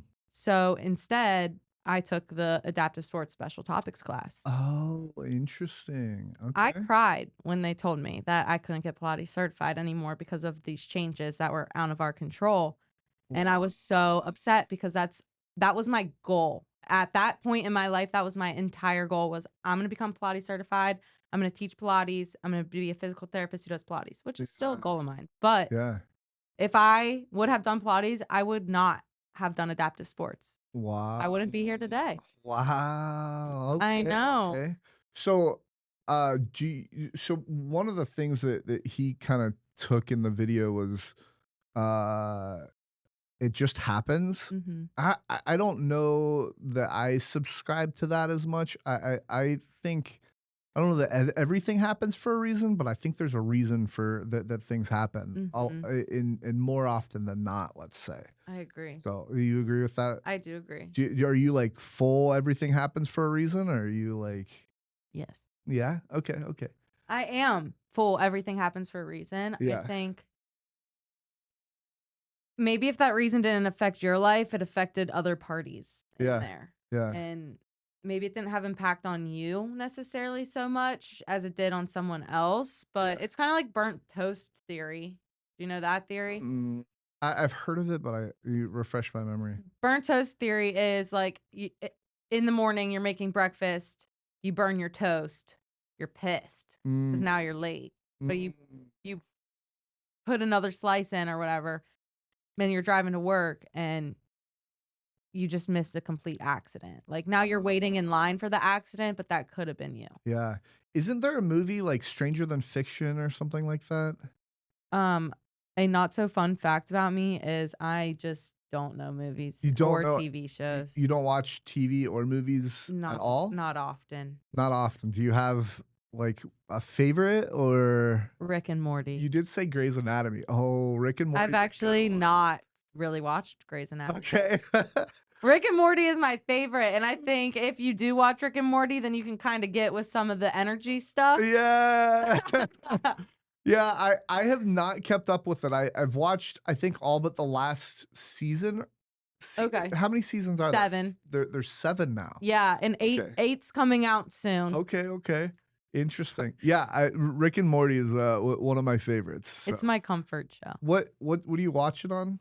What Hulu? streaming platform? Hulu. Okay. I don't have Hulu. I have Spotify and Hulu have like a package. Oh. So I get Hulu through my Spotify. Oh, okay. I'll have to check that out. Yeah. I have Spotify too, so Yeah, see. yeah, okay. Um so anyway, going back to like Alex Hormozy's story about Mhm. like broken a leg and then the army and stuff like that, like that it's interesting because like I mean everything happens, things happen to everybody, but specifically with like my disability, it's like I started off disabled, right? Right. And I do think there's a purpose um for why I am in this condition. So like you know the other thing I've always said this from like probably middle school on is like I've impacted more people's lives being in a wheelchair than I ever would have being able-bodied. Mhm. So it's like that's kind of cool. Yeah. Like I'll take that sacrifice if you even call it a sacrifice Right. to do that. So anyway, I love that. yeah. I think that's amazing. And I love that you're taking that outlook on it because it makes just life better, but overall, who else would be having such a great impact on our community Mm, if it wasn't you? yeah, thank you. I appreciate that. Um, It's super gratifying. So It is. I'm sure it's gratifying for you too. So It is. okay, so I want to move on. Hold on. My phone needs to unlock. Okay, so we did what keeps you rolling forward. Do you have anything else to add there? I didn't really share mine, but I was gonna ask you yours still. yeah, okay, okay. So what keeps me rolling forward? So I okay. Going back to there's so much in my head right now, but you said that you wanted to be a motivational speaker.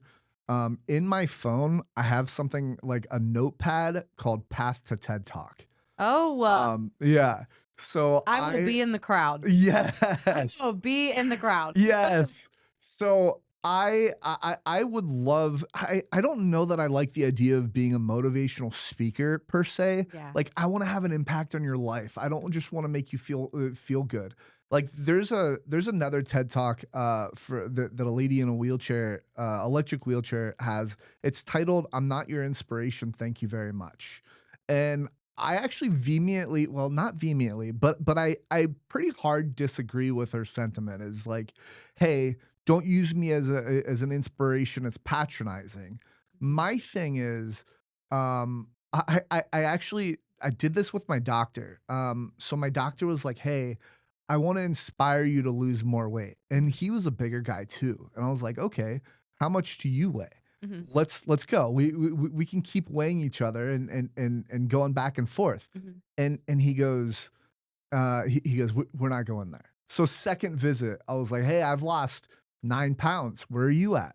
And he goes, oh, yeah, yeah. I'm like, hey, whoa, hold on. You said that you wanted that you wanted to inspire me. Why can't I do that for you? And he goes and he steps on the scale.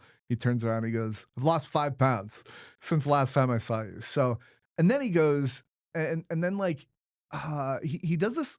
I don't know, maybe somewhat awkward thing where like every time I see him, the interaction ends with "You're such an inspiration," and it's most of the time that's an eye roll, but like I'm okay with it if you put action into the inspiration that Mhm. I'm making you feel, right?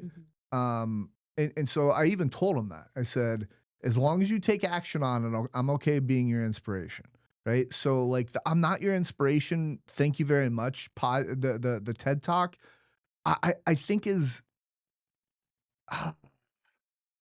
it's just off base slightly, if you will. Like, why not be somebody's inspiration, even if it's patronizing or like, oh, they're so awesome because they're in a wheelchair. Like, I've had people like I used to be a banker, and people would come in being like, I love that they have somebody in a wheelchair here. It is so cool to see you here. Oh. And it's like, yeah. Like that's patronizing.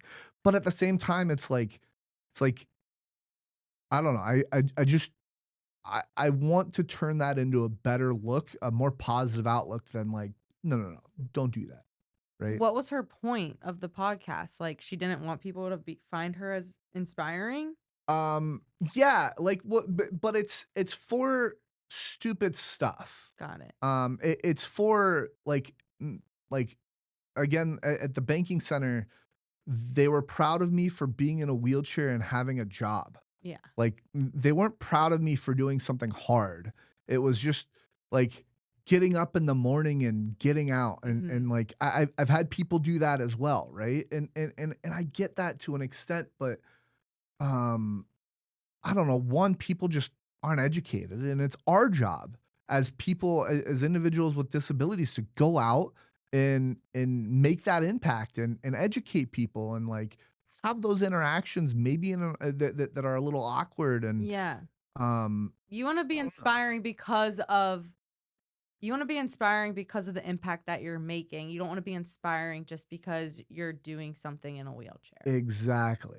Exactly. We all face battles in life, and a wheelchair is your disability, but some people can't speak, some people can't see. Like Yeah. there's all different forms of disabilities, and you want to be inspiring for the differences you're making, not for how you're being perceived Yeah. by like the open eye Yeah. per se. Yeah. Yeah, I 100% agree with that. But go ahead. Which I think is what everyone should want when they want to be inspiring. Like Yeah. I want to be inspiring because I want to help others make that change in their life. I don't want to be inspiring because, oh, you went to school for 7 years and got a degree. Right. Like, yeah, I, Right. I did do that and that's cool, but it's not, I could have done that and still be not good at Right. what I do. Right. But instead, I want to be inspiring because of the change that I'm making, Yeah. which sounds like same page. Yeah, exactly. Um, so are you I'm gonna go back to what keeps me rolling forward because I completely derailed that. But are you interested in public speaking at all anymore?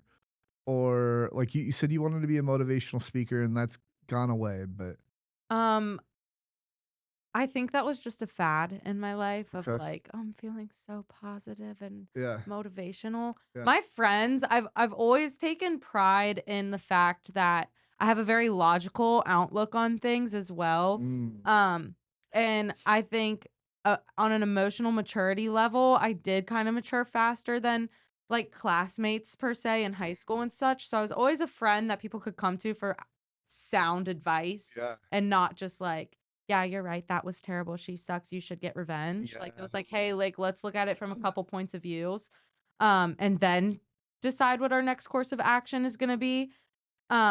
So no, I probably don't want to be a motivational speaker. I'd probably have to put more practice into that. But also, I'm totally fine with public speaking. Mm, Um, I actually get a lot of enjoyment out of it. I put myself out there a lot in the sense of like yeah. public speaking or making videos. Mhm. Um, So public speaking wouldn't be something I'm against, but I guess it would be like, what am I public speaking Right. about or Yeah, yeah, for? yeah. And like, Yeah.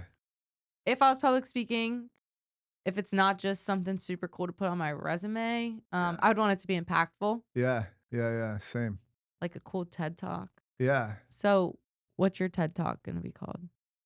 Um, that's TBD, but it's definitely gonna be with like it's gonna be about like the disabled sports community or something along those lines. I mean, a lot of the topics that we've covered today Mm-hmm. have been stuff that I could put into a TED talk and kind of like talk about it, right? Yeah, elaborate on it. Yeah, Drive exactly. drive the points home. Right. And I think it would be something along the lines of like I want to talk to like kind of like what we did with hey, I want to talk to the able-bodied community. I want to talk to the disabled community. And I also want to say some things that like and this isn't intentional, Hmm. but I want to say some things that ruffle feathers. Yeah. That like in the comments section, people are arguing about like, no, I disagree with this point, but and then they're like, no, you're wrong about that. Like, I don't want people fighting, right? Right. But like I want an open dialogue about something. Specifically like talking about that TED talk. I'm not your inspiration. Thank you very much. It's a pretty popular TED Talk. And Mhm. I think that's just a controversial statement of being like, I don't know if I agree with it. Yeah. And that might even be like fun to do as a TED Talk and counter that. Yeah. Yeah, that could be fun. That Yeah. can raise the charts too, create that open dialogue. Yeah. It makes me think about what you're putting out there and the words that you're putting out there. It's art. It's an Mhm. art. Yeah. The way that you are able to explain yourself or unruffle these feathers is an art, and art is supposed to make you uncomfortable. It's Yes. supposed to make you face things that make you uncomfortable. So you have to think about things from a different point of view. Yes. I love that. I am Googling.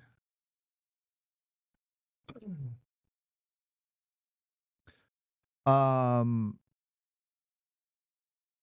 yeah, so I mean, one of the things that's on my like to-do list to under the path to TED Talk is grow social media, which hey, I'm doing that right now. And I think just getting comfortable like talking in a microphone and talking with people. I mean, like Mhm. not that I'm uncomfortable talking to people, but Mhm. like just in this setting, let's say. But yeah, like Cincinnati Tennis Foundation. So okay, here's this wraps into what keeps me rolling forward as well. Cincinnati Tennis Foundation changed my life. It was like 5 or 6 years ago that like someone I knew was like, "Hey, we're starting a wheelchair tennis program. Want to come?" And I was like, "Yeah." And so I was like, being a player coach, and then like she moved away, and I just started full coaching. Mhm. And like you know, I have a full-time job. I do things outside of work that are fun, but like, you know, when someone says find your purpose, like that's such a hot like if you don't have a purpose, or if you haven't found it, that's such a hollow statement. Like Mhm. find your purpose, right? Like it just doesn't do anything. And so when I found Cincinnati Tennis Foundation, I'm starting to think like, whoa, I really like this. Like I didn't realize how passionate I would be. Like I've always wanted to be a coach. Don't get me wrong. I've always wanted to be a collegiate coach. Mm. Like that's been a dream of mine is to do what I'm doing now. Um, and the amount of meaning and gratitude I get back from people and like knowing that I'm changing people's lives. I've got a story that'll speak to this too. So one of the big things that I'm about is independence. Mhm. You have to be independent in order to function in life as a disabled person. If you can't be, that's okay too, but as independent as possible. Um, so I have older kids and younger kids that play tennis. And I had this younger kid come over to me and she goes, hey, Coach Zach, can I go ask Matthias a question? Matthias is one of our older kids. And I was like, we're playing tennis right now. What do you want to ask him? And she goes, I just want to ask him if he can show me how to put my wheelchair in my car after practice. Mhm. And I was like, "Ah, yes." Yeah. And, like, one of the cool things is we were doing that before, and, like, she must have heard about it or something like that, like, we were teaching other people, it wasn't Yeah. her, and she just had this passion to wanna be independent and do it on her own, and she's like, I want this older dad this older athlete to help show me how," and Nice. I love that, my heart melted, so it's things like that, and okay, last story on this.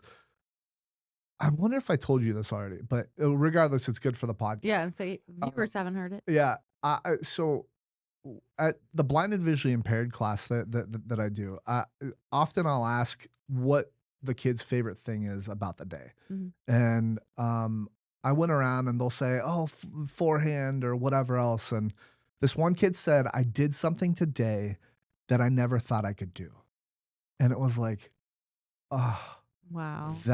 That right there is why I'm doing this. Making an impact. Yeah, and so it's just such a cool, um it's such a cool thing, and especially since I was an athlete growing up, I did wheelchair tennis, and I had this coach. Her name's Margaret Ferris. Hopefully, she doesn't mind me shouting her out. But like, she recognized the skills that her kids had, including me, and she took us to away tournaments. And one of the things that maybe the able-bodied community doesn't realize as much is there in the state of in Cincinnati, there's one wheelchair tennis tournament per year. Mhm. In Ohio, there might be I don't think that there's one in Cleveland. There could be, but I think there's just one in Ohio. Mm. And in the Midwest, there's three. There's one in Chicago, there's one in Michigan, and then there's one in Cincinnati.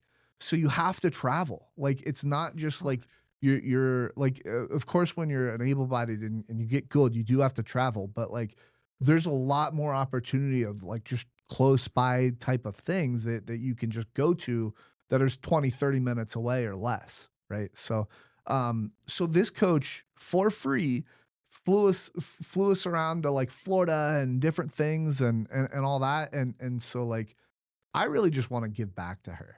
She So sounds or incredible. not to her. I want to give back to the community. Yes. So that's why I'm doing what I'm doing. When I went to CSM, that physical therapy conference I was talking about earlier, you meet a lot of people, you talk about yourself a lot, you learn about a lot of other people. And with adaptive sports being so prominent in my life, it's one of my talking points. And that was huge. It was eye opening to me to realize how many people had to ask, what does adaptive sports mean? Yeah. What is that? Mhm. And then I would explain, like, people who have neurological or muscular like conditions or issues who can't perform at the level that me and you perform at. Like, we adapt a sport to them and they get to play and still be athletes and etc. And it wasn't, I probably at this conference talked to 100 people plus, maybe even like 200 people. There was only one guy from That knew what Oregon adaptive was. who knew, people knew of it per se, but no one knew, no one was involved. Wow. No one that I talked to there was Yeah. involved. And honestly, at CSM there was an adaptive athletics court and it was my professors who were in charge of setting that up. Yeah. So Cincinnati is making huge strides in the adaptive world, Mhm. but it was only one guy from Oregon who Mm. said that he also does adaptive sports. And he was the only person I met out of my 3-day weekend there of networking and connecting that had a sense of involvement Yeah. with Yeah. it. Yeah, so that's a good segue into how do people get involved? So there's multiple ways to get involved, right? Totally.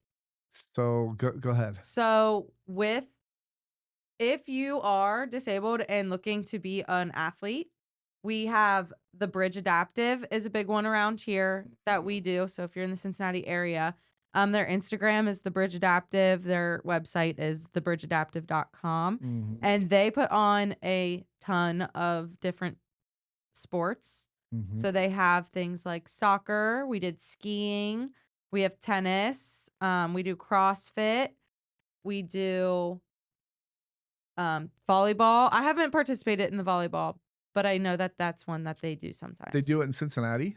Yeah, I think Oh, so. okay, interesting. Or maybe they don't. I'm guessing they don't, but I could be wrong. Okay, nonetheless, they have soccer. Yeah. I don't know. Basketball. Yeah. Where So- me and Zach do Iron Core, there's a family who's there every Saturday as well, a large family, and they do football. Yeah. Yeah. They do football, and then you've got like the Dragons basketball, and then Cincinnati Tennis Foundation for tennis. But there's a lot of cities that do wheelchair and adaptive sports. Um, I think we're very lucky in Cincinnati Very. because we've got so many awesome people Mhm. that are so passionate about doing what they're doing. And so it's just it's viral. It's growing more and more and more. So, but if you did need a start, one, you can Google it, but two, you can reach out to me.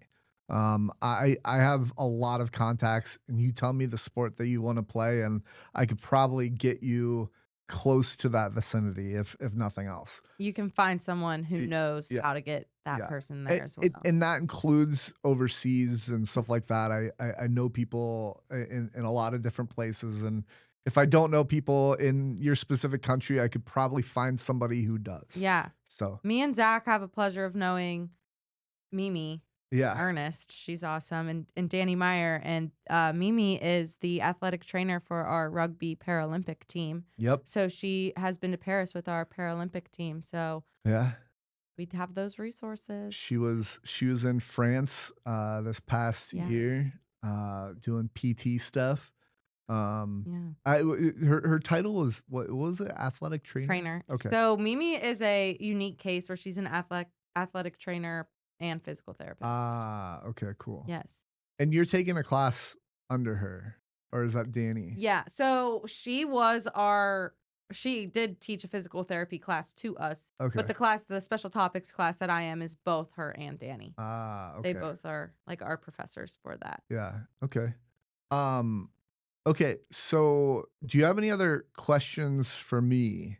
I have a few questions, but Okay. I also want to say if you are looking to get into adaptive sports, don't underestimate Facebook and Facebook groups. we got off on a tangent, and I do want to finish this. Yeah.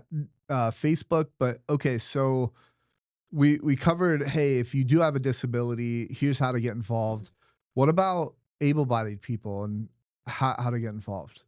I would say it's a very similar process, except instead of seeking being an athlete, you're seeking of being a volunteer or a coach. So, in my opinion, and I guess background of how I got involved was very much seeking out adaptive sports and then seeking out, hey, I want to volunteer and be a Yeah. coach. Yeah. So I feel like if it was the other way around and I was disabled looking for a sport, it's the same thing of just finding that Mhm. and then saying, I want to be an athlete. Yeah, yeah, yeah. That's awesome. What do you say? So, like, and maybe I can answer this. I get a lot of objections from people like, "Oh, I don't play tennis." Like, have you ever ran across that, or like, what would you say to someone who's like, "Oh, I don't know this sport, so how can I volunteer?" I've never played soccer. I played lollipop soccer and I sat in the middle of the field and cried. I've never skied. Oh, Yeah. I never skied. These are all things that I've gotten to experience through adaptive sports, and I actually learned how to ski when we were having an adaptive day at Perfect North here in Cincinnati. yeah, So if someone came to me and they said like, "Hey, I don't play tennis," I would say, "Well, that's fine. Do you want to try?" yeah, Because we are open and we always need more players, and it is a community at the end of the day yeah, of we all belong. We all have our strengths. We all have our weaknesses, and we can work with what we got. yeah. So, So I would say you don't need tennis experience. A lot of players who enjoy tennis are beginners, right. and so you maybe you might be just throwing a ball to them or something like that, right? Or something we ask you guys to do is just pick up balls for us Mhm. as they're hit and stuff like that. So there's more to tennis. Like, it's not what you see on TV, the professionals hitting balls back and forth. Like, most sports, anybody can pick up and help out with in some way. So Right. um, here's another thing that I think we're struggling with in the wheelchair sports community, let's say, or just adaptive community, is like, how does one get passionate about that, right? Like, so like we have like different tennis organizations in different cities, and Mhm. like they have like a great able-bodied program, but like they need like somebody that's like a Mimi or or Community. Danny or somebody like that that's really passionate about it in order to actually like get it up. Otherwise, they'll put some flyers out, say, "All right, guys, we have this event," and then like 2, 3 people would come out, if that. So So, so the what's the question, question? yeah, yeah, sorry. So the question is like, I don't know. Maybe this is a question that is unanswerable, but like, How do we find How do you passionate find people? someone passionate, you know? Like, I feel like you'd have to go to that city and maybe speak to physical therapists at the school and see if one of them would Yeah.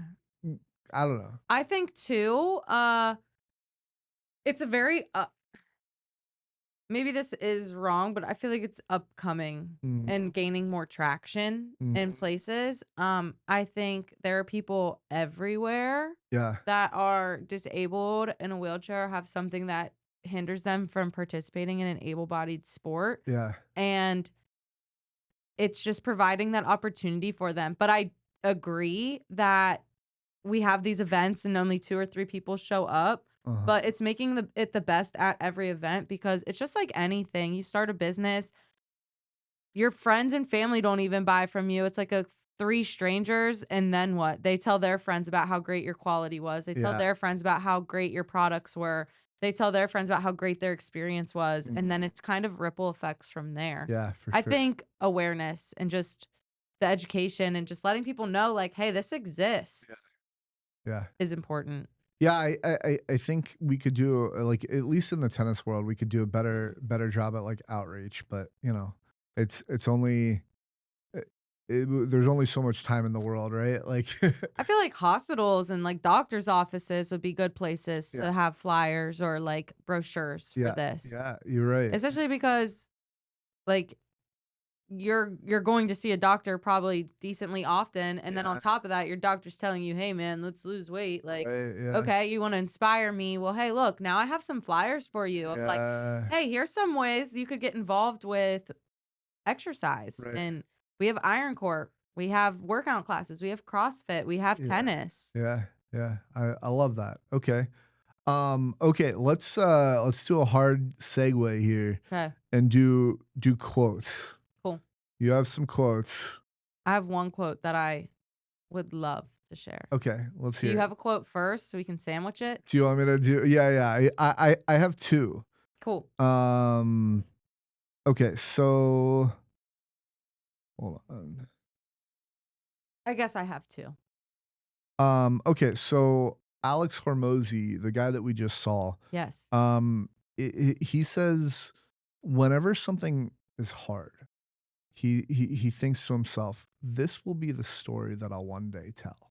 Mm, And I just love that. Like I have it written down in a post-it in my office, and mhm, it's like anytime something gets hard and it's like you want to give up, mhm. it's like don't, because listen, like this is your hero journey, right? Like This is how you become stronger. yeah, and so it's like I the amount of time and work that I've spent on the studio and like studying and figuring out all the products and like how to set that thing up. I had Yeah. no experience with that before this. You look like a Um, pro. thank you. I appreciate it. But but like it gets boring, right? Like you just like who wants to put up panels, which I didn't do them all. I did some of them, but like who wants to put panels up, or who like I don't know. It's there's some monotonous stuff that it's like, no, like listen, like this will be the story that you'll one day tell once you get through this. And by the way, like there was a time that I didn't that I was doing everything, putting this table in and stuff like that, where I wasn't talking to people. And that is my passion. Like I love just sitting down and having a conversation with people. So Hence the um podcast. yeah, yeah, hence the podcast. So that's where that is. So okay. So it's Alex Hormozy. This will be the story that I'll one day tell. Do you have any That reminds me of just like a common philosophy of you won't know joy if you never experience sadness. You won't kn yes. like you don't know strength if you don't know pain. Yeah. So true. You don't, so it's like if you don't have battles to face, then you don't understand your capability of strength Yeah. and how you can overcome things. Yeah, for sure. Yeah. And It's pretty cool pushing. those are always cool stories, Yeah. you know? How Yeah. did you come out stronger? Right. Yeah. How'd I you love come out that. better? How's the temperature in here? Good. Yeah. Okay. Uh, How's it for you? it's fine, but I just it feels like it's on the colder side. So, S- but if you're good, I'm good. I'm good. Okay, let's My hear quote. your quote. Yeah. So when I was a rehab technician at a chiropractic office in college, I had a patient who said this to me, and I've probably lived with it the rest of my life since now. But it's, if you don't challenge yourself, you don't change yourself. Ah, I love that. I know, isn't that a good one? If you don't challenge yourself, you You don't don't change change yourself. yourself. Oh, There's been that's so so many situations where I'm just ready to give up or take the easy route. And then I realize that the whole reason I'm doing this is to create a change. So if I don't challenge myself right now, then I won't change myself. Oh, I love that. Um, okay, so this is a great segue into this Okay. short. Okay. Let me. Oh, hold on. I'm gonna move that down here. Where was that? Okay. Okay. We're gonna go here. We're gonna stop this. We're gonna go enlarge that. And then we're gonna go here. No, this. Okay. Give me 30 seconds, please. Copy. No.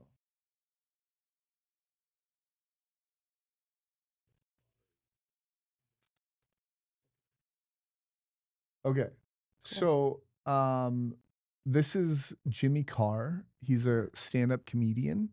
Um, but when he gets on podcasts, he just says some really cool things. So, Okay. okay. Also, was it loud for you before? It was fine. It was fine. Okay. I have really bad eyes, so I have really good ears. Okay, good. All right, here it is. Oh, no. Let's can I refresh? How do you refresh on In the search bar to the other way to the right. See that little that? down? Okay. Oh, That okay, guy. okay, I see it. Okay. All right. A great character. Show me a trust fund kid that inherited a bunch of money, and I'll show you someone mentally tortured. Having stuff isn't fun. Getting stuff is fun, right? It's not the pursuit of happiness. It's the happiness of the pursuit, right? It's that thing, and it's not like, the self-help. It's not the journey. It's the destination. It's not either the journey or the destination. It's who you become on the journey. And here's the terrible thing about life: it's self-assignment. I don't think you get self-esteem from the six-pack you get at the gym. I think you get self-esteem from being the kind of person that goes to the gym every day. And you get kind of better at it. The weight doesn't get lighter, your back gets stronger. It's the hero's journey, and you're on a journey to do something, to become something, right? And what you're doing here? What's your role in the world? Oh, Wow. love that. I really enjoyed that. What It is is so true. Yeah. I mean, it just speaks to That made me your sad. yeah? I don't know. Made I'm you like, sad? it was surreal. He's so right. Yeah. It's the people when you meet in life. It's the people who go through the darkest times that are the happiest people. Yeah. Yeah. I think the trust fund kid is just like the thing that he said about that, I forget exactly what it was, but like, you have to work for it in order to actually really build character. And I'm like, I love that. So it's interesting. Your first quote and my first quote kind of Yeah. go pretty well together. So It's the humility of it. It's the humbleness that is created from yeah, the hard work that you yeah. have to put in. And The sacrifices that you make. who said your quote? No, my patient. Your patient did. It's Okay. probably a real quote out there. Yeah. Okay. And say it one more time. If you don't challenge yourself, you don't change yourself. If you don't challenge yourself, you don't change yourself. That's awesome. I love that. Okay, so you have a second one as well? Yeah. Do you want to do that first or Sure, because it's not as after me? profound. Okay. All right, let's go. All right. This is also one that I use literally all the time in most things that I do in life. Nothing is that serious. That's so true. Nothing. And honestly, since I've been incorporating that into my life, literally nothing is that serious. And it's really helped me just like divulge myself into things that are a little more out there that I feel like I typically would be like, oh, what if I fail? What if I don't do good Yeah. at that? What if I embarrass myself? Right. Right. What if this whole room thinks that I'm weird? Yeah. Well, one, I am already kind of weird, but that's what makes it fun. But two, it's just not that serious. And Yeah. we are a big philosophy that goes into that for me is literally we are specks on a floating rock, Mm, following societal standards and getting jobs and making money. And it's just like nothing yeah. is that serious. Be happy. Yeah. Have you seen those like shorts that like zoom into like an ant and then it just zooms out bigger and bigger and bigger, Yes. and then it's the earth, and then it's the sun, and then it's like The other solar planets or system, then whatever. you're in the galaxy, and then it's like, It's like, yeah, you feel so small when it comes to that, and it's like, yeah, like we're such a speck on the on this earth, and even in the solar system and the galaxy and all that. It's right. like it's not that serious, and it's like maybe if you're lucky, you can build a life that you've made an impact, Mm-hmm. and people will remember you. That's Maybe. a great take on it. Yeah, yeah. Yeah, I you know, that you said it's not as serious or deep, but it kind of is. It's funny because it's not that Zach's serious. quote is everything is serious. It's deep. Let's say that. It's more profound than like just saying it on the front on the surface. Yeah. So, it's serious. Your quote is so serious, This Mara. is serious. Yeah. Serious business. Yeah. Okay. So Chris Williamson is another person that I follow, and he's a YouTuber, and he has everybody on his show, talks about everything. I think a lot of it's, let's say, self-help or knowledge, Mhm. learning, stuff like that, like just how to move forward with life and improve yourself and others and all that. So he turned me on to this essay by Strangest Loop, and it's Things That Aren't Doing the Thing is the title. Okay. And so here it is. This should be only like less than a minute, but it says preparing to do the thing isn't doing the thing. Scheduling time to do the thing isn't doing the thing. Making a to-do list for the thing isn't doing the thing. Telling people you're going to do the thing isn't doing the thing. Messaging friends who may or may not be doing the thing isn't doing the thing. Writing a banger tweet about how you're going to do the thing isn't doing the thing. Hating on yourself for not doing the thing isn't doing the thing. Hating on other people who have done the thing isn't doing the thing. Hating on obstacles in the way of doing the thing isn't doing the thing. Fantasizing about all the adoration you'll receive once you do the thing is not doing the thing. Reading about how to do the thing isn't doing the thing. Reading about how other people did the thing isn't doing the thing. Reading this essay isn't doing the thing. Hmm. The only thing that's doing the thing is doing the thing. I agree. Yeah. I think that circles so well back to the step analogy of you just have to do it. You Yeah. have to start. You have to make action. A plan with no action. There's some quote out there like that. That's like, I don't know, a plan with no action behind it. Is it even a plan? No. Like, there's no Yeah. action. Yeah. Interesting. Okay, so do you have another quote? No, that you said Live two. by love. Live by love. I like it. Okay. Have you ever heard of have you ever taken a personality assessment? Yes. What do you have a favorite or anything? What does that like? Where they tell you you're an extrovert or an introvert? So there's two. There's the Myers-Briggs, and then there's the Big Five. Mm. Um, I think I'd have to know what the answers were to tell you. like ENTP, I think is one, and then like Well- the Big Five is like, are you more neurotic or less neurotic? Are you extroverted or introverted? There is conscientiousness in the Big Five, and then there's two others that I can't remember. What's ENT? So ENFP. Oh, So there's like each letter is like one or the other. So okay. E is extrovert, N is, I don't know. It's the Myers Briggs. But Uh-huh. so ultimately, the reason why I brought up personality assessments is I'm really big on the DISC assessment.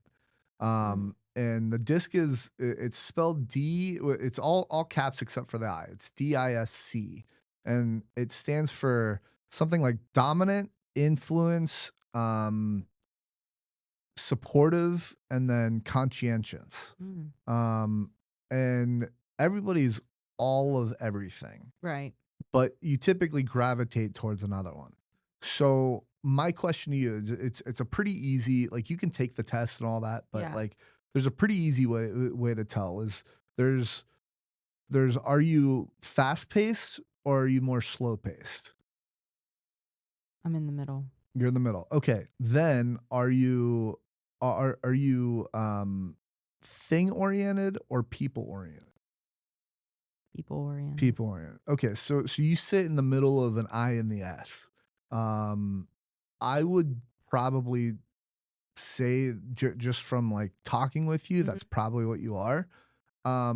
You mentioned though action, and taking action is more of a like, okay, so everybody takes action, but there's people who go through life and they'll take action on everything without really thinking about it. Those are the extreme I's and D's. Okay. And then you have people who paralyze themselves thinking about and then those people are like bulldozing, right? Right. Like so they're wrecking everything along the way, and then they have to go back and fix it and stuff like that, right? Makes sense. And then there's people who paralyze themselves so much, pun intended, paralyze themselves so They're rolling forward. yeah, that they don't even make a decision because they can't make it, and because they're too much in their head. Uh-huh. Where do you say you would fall like somewhere in the middle there? This makes me want to bring up a point that I wanted to make up or bring up earlier when Yeah. we were talking about positivity and like, Okay. how are you so positive? Whatever. I have done journaling for the past 4 to 5 years. Oh, And I think journaling is what has helped. So, for like people who are paralyzing themselves because they are thinking too much, they're too in their head, they're too afraid, they're taking things too seriously. yeah. Um, Pull that closer to where you. they're taking things too seriously. Um, when you have all these thoughts in your head, you are taking up so much space within your brain, and then you're just continuously like going over and over these thoughts. Yeah. And you're not allowing these thoughts anywhere to go. Yeah. So then when you are able to write them down and see them, it's you're getting them out of your head onto something physical, Yeah. and then you're creating space in your brain to filter good thoughts, to filter positive thoughts. And so for people that are like paralyzing themselves with these thoughts and stuff, sometimes you just need to quiet the mind. Yeah. Yeah. Yeah. That's interesting. I would say that's the same, honestly, for the people who are bulldozing too, because their brain is working super fast, but in a different way. Yeah. Yeah. You're right. They're not thinking about the consequences, whereas the people who are at the end of that spectrum, they're only thinking about the Yeah. consequences. Right. So there's no middle ground happening. Yeah. Right.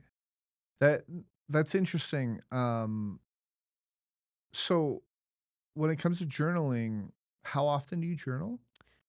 I say it would depend on the season of life that I'm in. I started my journal in 2020, and so 5 years now. Actually, literally, because I think I started in May. I was journaling every day. I think when I go through harder times in life, I journal more because I have more negative thoughts that I need to get out and more life that I need to express or just like filtrate. And then I do find myself when things are going good that I kind of back away from the journaling, or I get really busy with school. And then by the time it's the end of the night, I no longer want to like, I just want to go to bed. I just want to turn my brain off. Yeah. But that is something that I conscientiously like work towards, is journaling as much as I can. Yeah. Cool. Okay. It's really just I just gossip about myself. Interesting. Okay. And I do gratitude. Okay. Yeah. Gratitude. Oh my gosh. That's another topic. Like I think gratitude is so important. Like I know we said no politics, but like just with the political landscape of like just people it seemingly so divided, Right. regardless of whether whatever side you're on. Right. Like, I hear everybody's like, "Oh my gosh, the state of the world, blah blah blah." Blah." Like, and that was no matter the president, people Mhm. do that, and it's like, I just put that out of my head for a second. I look around, I'm like, wow, life is good, Life is you great. know? Yeah. Life is awesome. So it's just it's interesting because like you know it's easy to fall in the past or the future and Mhm. think about things, but when you just live in the moment and really like just be like, I appreciate you and how we're in this podcast together and talking. And So, I appreciate you for inviting me onto the oh, stop. podcast. No, but yeah, like so gratitude. I don't remember what we were talking about before I brought up gratitude. I did because I was journaling. Oh yeah, journaling. So you do a gratitude journal and then you just talk about like the day or the week or just what's happening Yeah, or like not to get truly too personal. I no, know it's your totally journal. totally fine. But like if let's say I'm having a hard day because my friend hurt my feelings. Yeah. In that I would probably start with just like, hey, this is what happened today. That's how I tend to start it because when I look back I like to know what I was doing in life. But then I would talk about it and I would be like, so I was expecting Sarah. I don't have a friend really named Sarah, so there we go. Sarah to hold her end of this commitment that she made to me and she didn't, and so therefore now I'm really upset about it and I'm having these hard feelings towards her Mm, and now I'm sad. And then through that I can kind of see her side too and or um just filter out my feelings about it, and then it kind of circles back to like it's not that serious. And there's a book going around amongst like the girlies okay. called the Let Them Theory. Okay.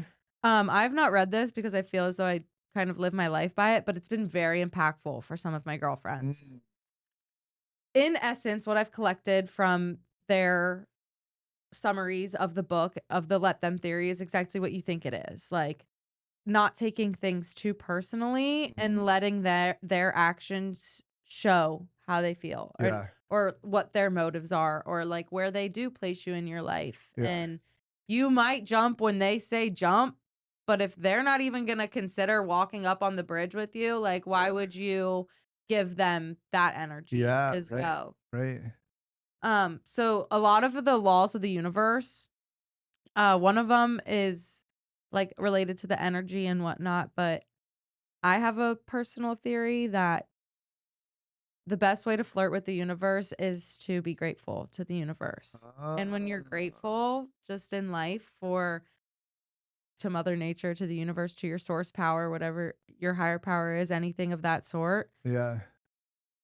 you're expressing gratitude, which is positive energy. And then you're also seeing the positives in your life. Yeah. So therefore, you get to see and experience more positives in your life. Yeah. Love that. Yeah, I don't believe in like manifestation, let's say, the Mhm. way that I think like when someone says manifestation, but like there's definitely like an observation bias. Mhm. Like I saw this once, it was like something like look at all the black things in the room. Mhm. Go ahead and do that real quick. Look at all the black things. Most everything in here. Okay, yeah. Yeah, yeah. Okay, now close your eyes real quick. Tell me what the white things were. The back of the Safari screen, Yes. part of my keychain, but that's biased because I look at that every Okay, day. okay. And the lettering on your shirt. That's about all I got. Yeah. Okay, go ahead and open your eyes. So the interesting thing there is, there's obviously not a lot here that I could go on, but like the interesting thing is like when you're paying attention to something,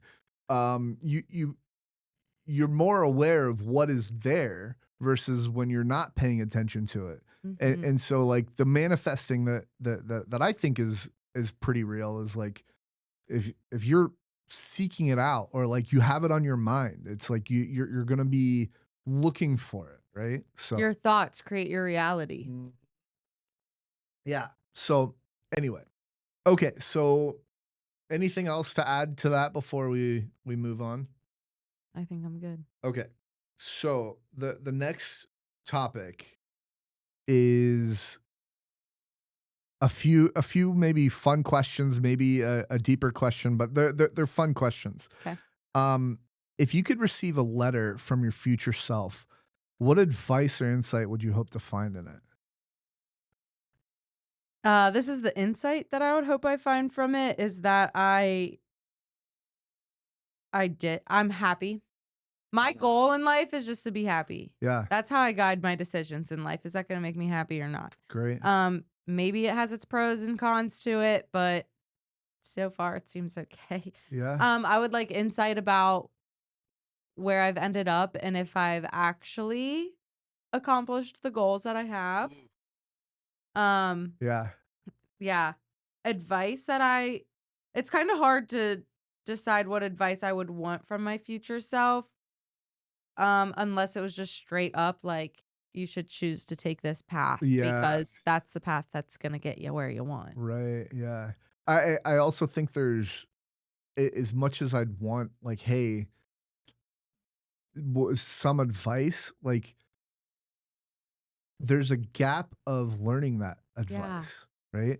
And maybe you have to go through like a struggle or a hard time to Yeah. overcome that, Yeah. and then you can become stronger on the outside. Yeah, exactly. And if your advice told you like, hey, you're gonna have to go through these 3 months of terribleness, Yeah. you might Yeah. opt out. Well, yeah, but also like if the advice was like life is gonna get hard, keep pushing through. Something like that would be Mm. maybe appropriate, right? Mhm. Like I don't know, but yeah, so excuse me. So the insight, I'm totally using my mute button here. Uh so the insight that I think I would want is so I'm 4 months in. Um and I heard this crazy statistic about podcasting that said something like 90% of podcasters don't make it past 3 episodes, and then like something like like 90% of those don't make it past 20 episodes or something like Mhm. that.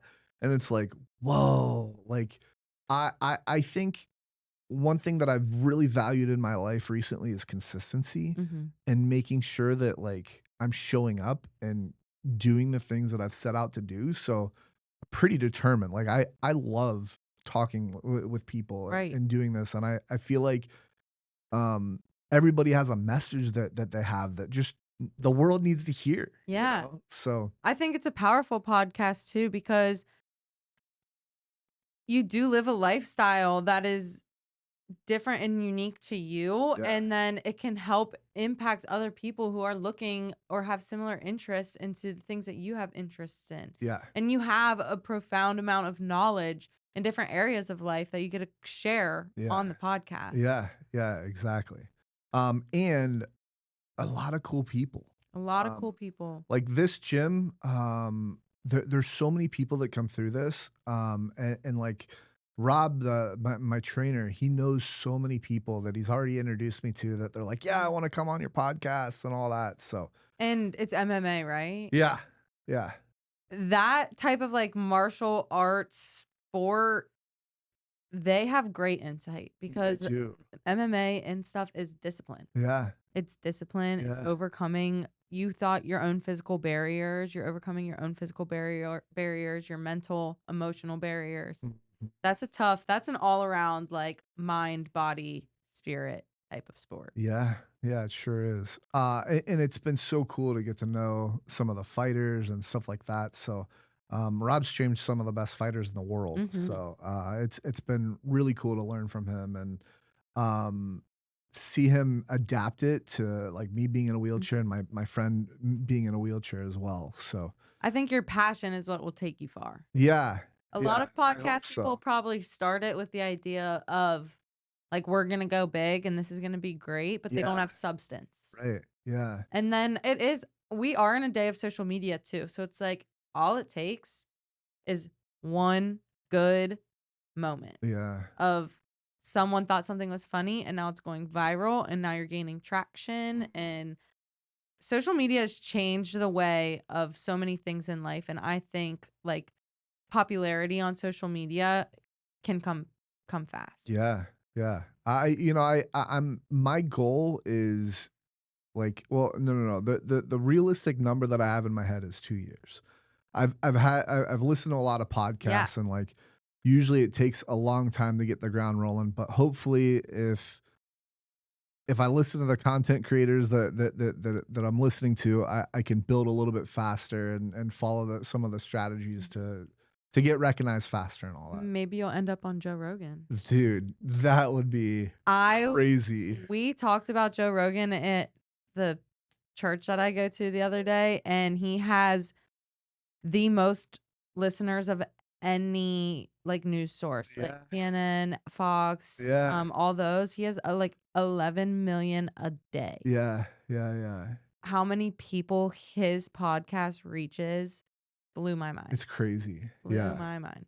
Yeah, going on Rogan, let me add that to Path to TED Talk Yes. / Rogan. Joe, if you're listening right now. Right.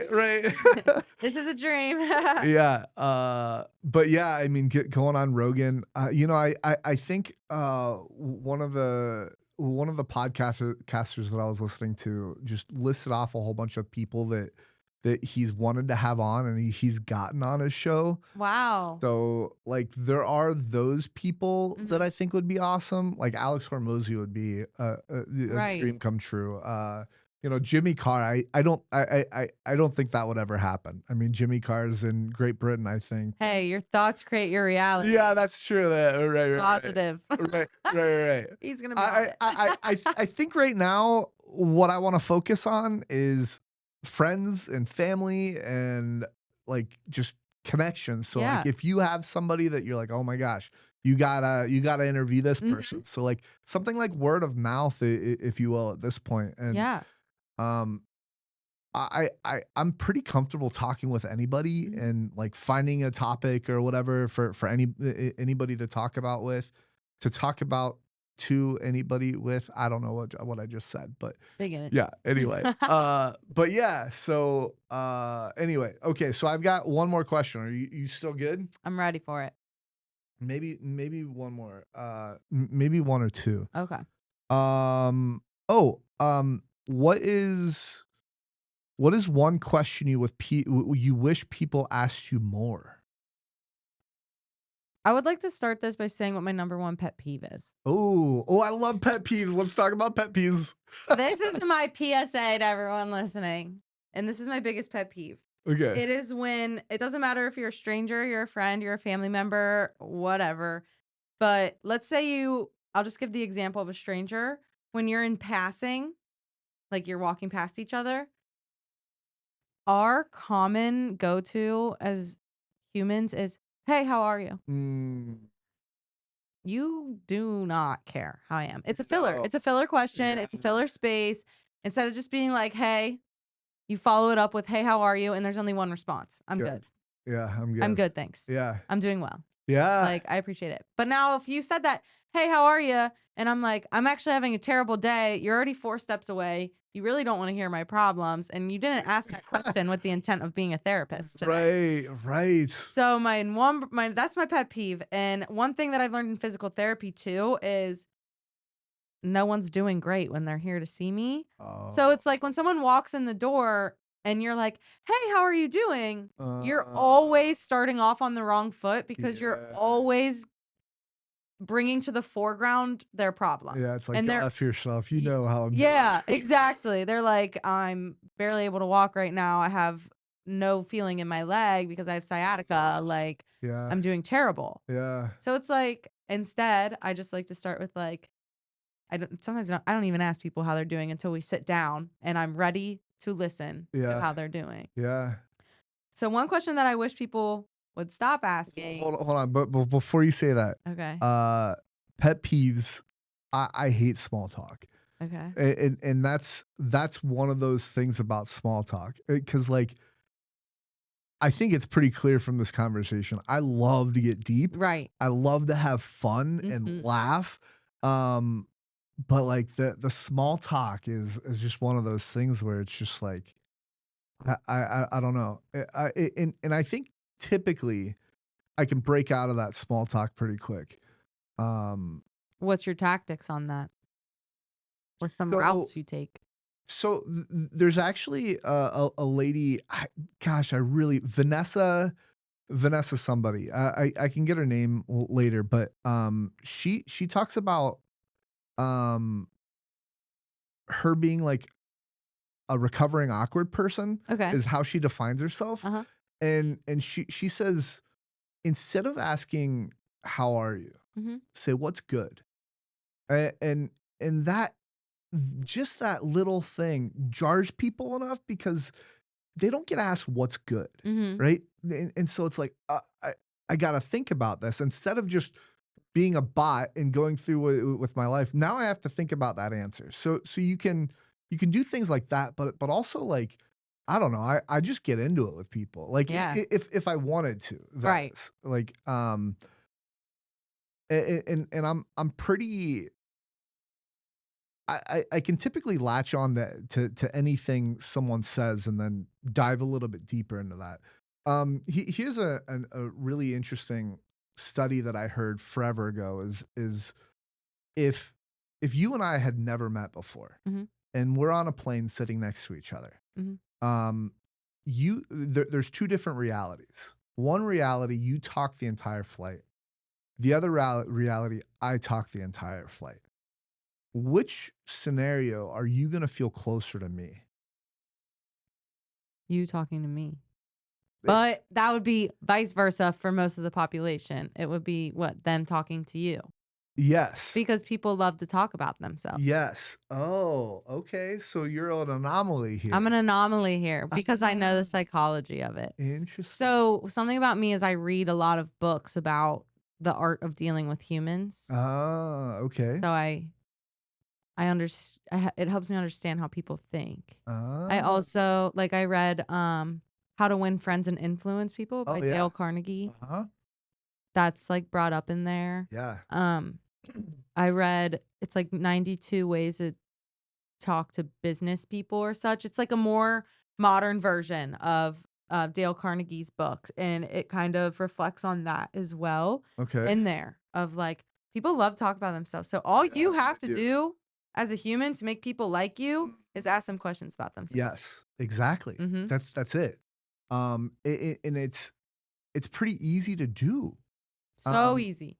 Like there's so many things that okay, so there's another podcaster that said that they plug their conversation into ChatGPT, and when we do our show, an episode 2 rather, or part 2, they plug it into ChatGPT and say, hey, give me questions and stuff like that, and so it's a faster way of doing, okay, I'm watching this. This is something that we can touch more on. And these are other Yeah. topics and all that. Anyway, I don't know why I brought that up. What was the question? Well, you were talking about that woman who on the flight, the two realities. Yeah. And yeah. I'm the anomaly, so I Thank took it you. off track. You did. You did. Thanks.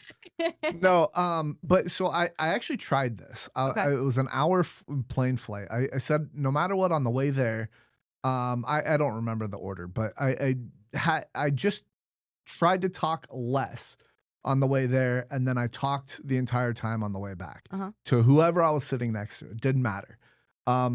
It was on the way back that I actually had somebody talking to me, and I talked maybe 5% of the time. Mhm. And by the end of this guy was like, hey, let's exchange numbers reach out to me if you need anything. Yes. And it was like, whoa, that was crazy. The other one is, there's this girl, and I don't know. I just don't think we really even connected. Okay. Which is, I mean, kind of makes sense because like I'm just talking to her, and it's Mhm. like it's weird. So, what's one question you wish people asked you more though? Was What started this?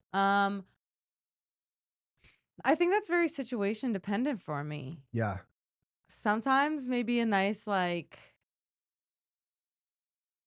what's your mental capacity like right now? Like, before I like one thing I've learned is before I like vent to people or whatever, I ask them like what their mental capacity is right now because it's like I'm not going to dump all my problems on you if in the background you're dealing with 12 more problems than I am and I'm Yeah. just like, "Oh my god, they did not have the perfume bottle I was looking for at the mall the other day." yeah, And then you're just like, "Why are you I don't have time to deal with you not having perfume when I can't afford my bills right now." yeah. You know? I love that. Um, one of my friends, we when we go to somebody, and well, when someone comes to us and they start venting, you say, we like to ask, hey, are you looking for solutions or are you looking to vent and have somebody relate to you, or like just Listen. comforted? Yeah, Yeah. listen, right. And that's been so critical for like just conversations because like I'm a problem solver. If you come to me with a problem, Me I'm gonna too. try to freaking solve that. Right. And like people get mad. It's like, why are you getting mad? I'm trying to help you. And it's like, no. People want to just vent, and maybe maybe later they can figure out a solution for it, and we can talk about it. But right now, their headspace is they just need to get it out off their Yeah. chest. So, What's one question you wish people asked you more? not that one. That's so fair. I took that one deep. No. So I, I think it's maybe less wish people ask me more. I think it's more like I wish people would be more comfortable asking me about my disability. Mhm. Um, so and that obviously takes questions, right? Mhm. So, I value you asking questions about my disability as you just getting to know a piece of who I am. Right. So, um, I'd say that one. You know what's funny is I prepared this and I didn't think of an answer for that one. You're getting caught in it. Yeah, right. I knew it would get reversed on me, and I had like thoughts for some of the other questions, but like, okay, one more. Sure. I'm Uh, here for it. All right. What's something most people don't know about you but should? We kind of covered that, but should part. Okay. I feel like as we talk, like I am an open book, so a lot of times things just come out anyways. Yeah. I think one thing people should know about me that they don't is that it took me a long time to work on my confidence Oh. because it's I faked it till I made it for Yeah. like a really long time in like the confidence world. And then one day I had this like really large epiphany and I realized that I am confident. And it was when I was faking it till I made it, I wasn't necessarily doing it in the best way. Yeah. A good analogy that I like to talk about when I explain this like to people is so obviously this was in college, so it's a college-based scenario, but when you walk into the bar, I would walk in like chest high, head high, Mm, but the energy that I was giving off was more like I'm such a I'm cooler than you. Like yeah. I'm a bad bitch. You can't talk to me. I'm too confident. Like Oh. everyone wants to like they're just like, "Oh, like who's that girl? Like she's so confident." But like I'm going about it in the wrong way. Yeah. I'm actually shunning people away Yeah. instead of and so then I had this epiphany where I was like, "Look, like you have really come to terms with who you are, everything you've been through. Like you have love for yourself, you have confidence in yourself, and you know that you can do whatever you put your mind to. Yeah. So therefore, I was like, well, if I'm ridding the energy of this overconfident girl, then I have to replace that energy with something else. Yeah, I love And that. so I decided that I would, this is cheesy, but I decided that I would replace it with love. So I am confident, but I don't have to prove that to anyone anymore. Yeah. And that's what I felt like I was doing. I was faking it till I made it, but I was overly trying to prove myself that I was confident. Yeah. But instead, it's like when you walk into a room, okay, people can just sense that like you have your wits about yourself. Uh-huh. But instead of being overly like pushy or like I'm too cool for you, I enter the room with love. Mm. And I have made the most incredible connections by opening myself up instead of creating a barrier around myself. Interesting. Okay, so let's expand on love then. Okay. So like most languages have like 5 different definitions of love. Really? Well, like I might have pulled that out of my ass a little bit, Okay. but like there's a some couple languages that have different definitions, and I don't know the languages off the top of my head. I think so. Spanish is amor, Mm-hmm. but I don't know if there's any other ones. But anyway, but my point is there's different kinds of love, Mm-hmm. right? And so when you say you want to put love out, Mm-hmm. I think you're saying that there's a different. I think you would agree that there's a different love that you would give your best friend versus a complete stranger versus a family member. Mm-hmm. So how did you parse that out, I guess, and like be more deliberate about how you love? I think it's kind of going back to that energy of a loving, welcoming energy, more of like a warmth of an energy Yeah. versus the cold Okay. that I was putting out when I was just trying to like prove to other people that I am confident. Mm. Like it was a very cold demeanor versus a warm, welcoming, inviting demeanor. Yeah. So maybe in the sense of love, it's just I don't know. I think it comes from your heart, like the energy area, the center is your heart. So it's like instead of like blocking myself off, I'm opening myself up Yeah.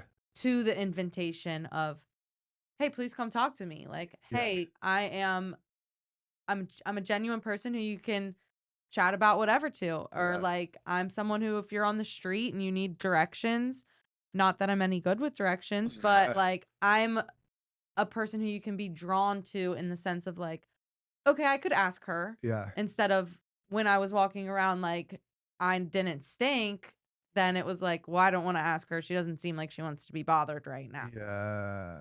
Interesting. Okay, so from a guy's perspective, I think women put that up because too many guys talk to them and they want to filter that out a little bit, Yeah. if you will. They're like, get away from me. Would you agree with that sentiment at all, or? Yeah, I could totally see that. When I say love, I don't necessarily mean it in like a like sensual way of more of just like a happy, warm, welcoming way. Yeah, but if you look at a But guy, like they're gonna be like, "Oh, she wants me," she wants me. right? Like, I typically just shut that down when they walk up to me. Okay. And I'll hold a normal convo, but it's like as soon as you're starting to like and honestly, I'll take a drink. If that's where we're at, I will, save myself some money. right? But after that, it is just kind of, hey, like, this is great getting to know you, but I just excuse myself from the conversation. Yeah, that makes sense. Okay, interesting. What's something you wish people knew about you that they don't but should? I was gonna say something really dark and morbid that wasn't true, but The voices are talking. Yeah, The voices are talking. intrusive voices.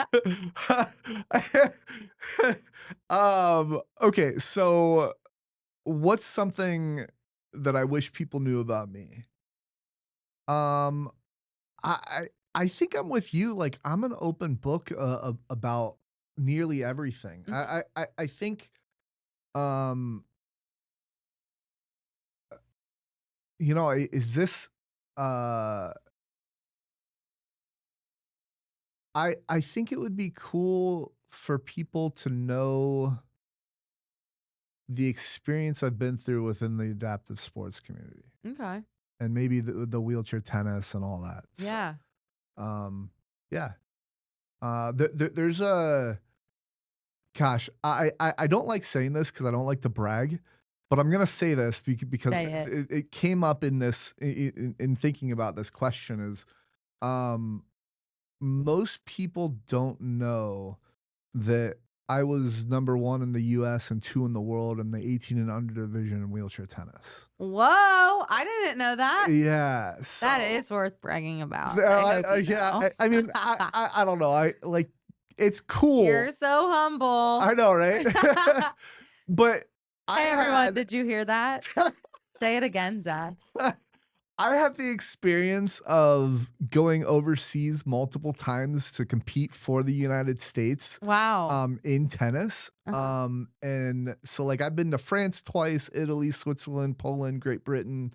You've Um traveled. I've traveled all around the US. How incredible. Yeah. And again that's where that pay it forward thing comes from. Is cuz Mhm. like tennis had such an impact on my life and I just it's so important. Are you good? Yeah. Okay.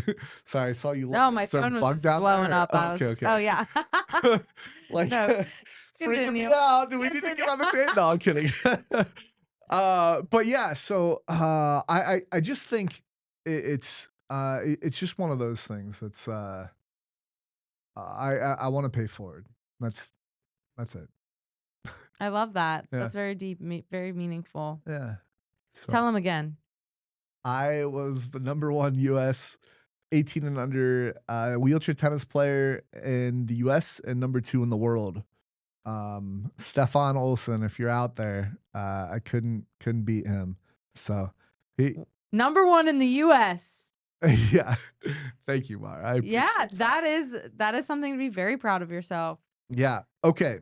So we're coming to the end of my agenda. Cool. Only 3 hours. 3 hours later. 3 hours later. Yeah. It has been an awesome experience. Thank you for coming on. You're actually my longest podcast so far. We had a lot of good content to talk about. We did. Good mind flows out here. Yeah, right. Our energy was connecting. Yeah, right. Yes.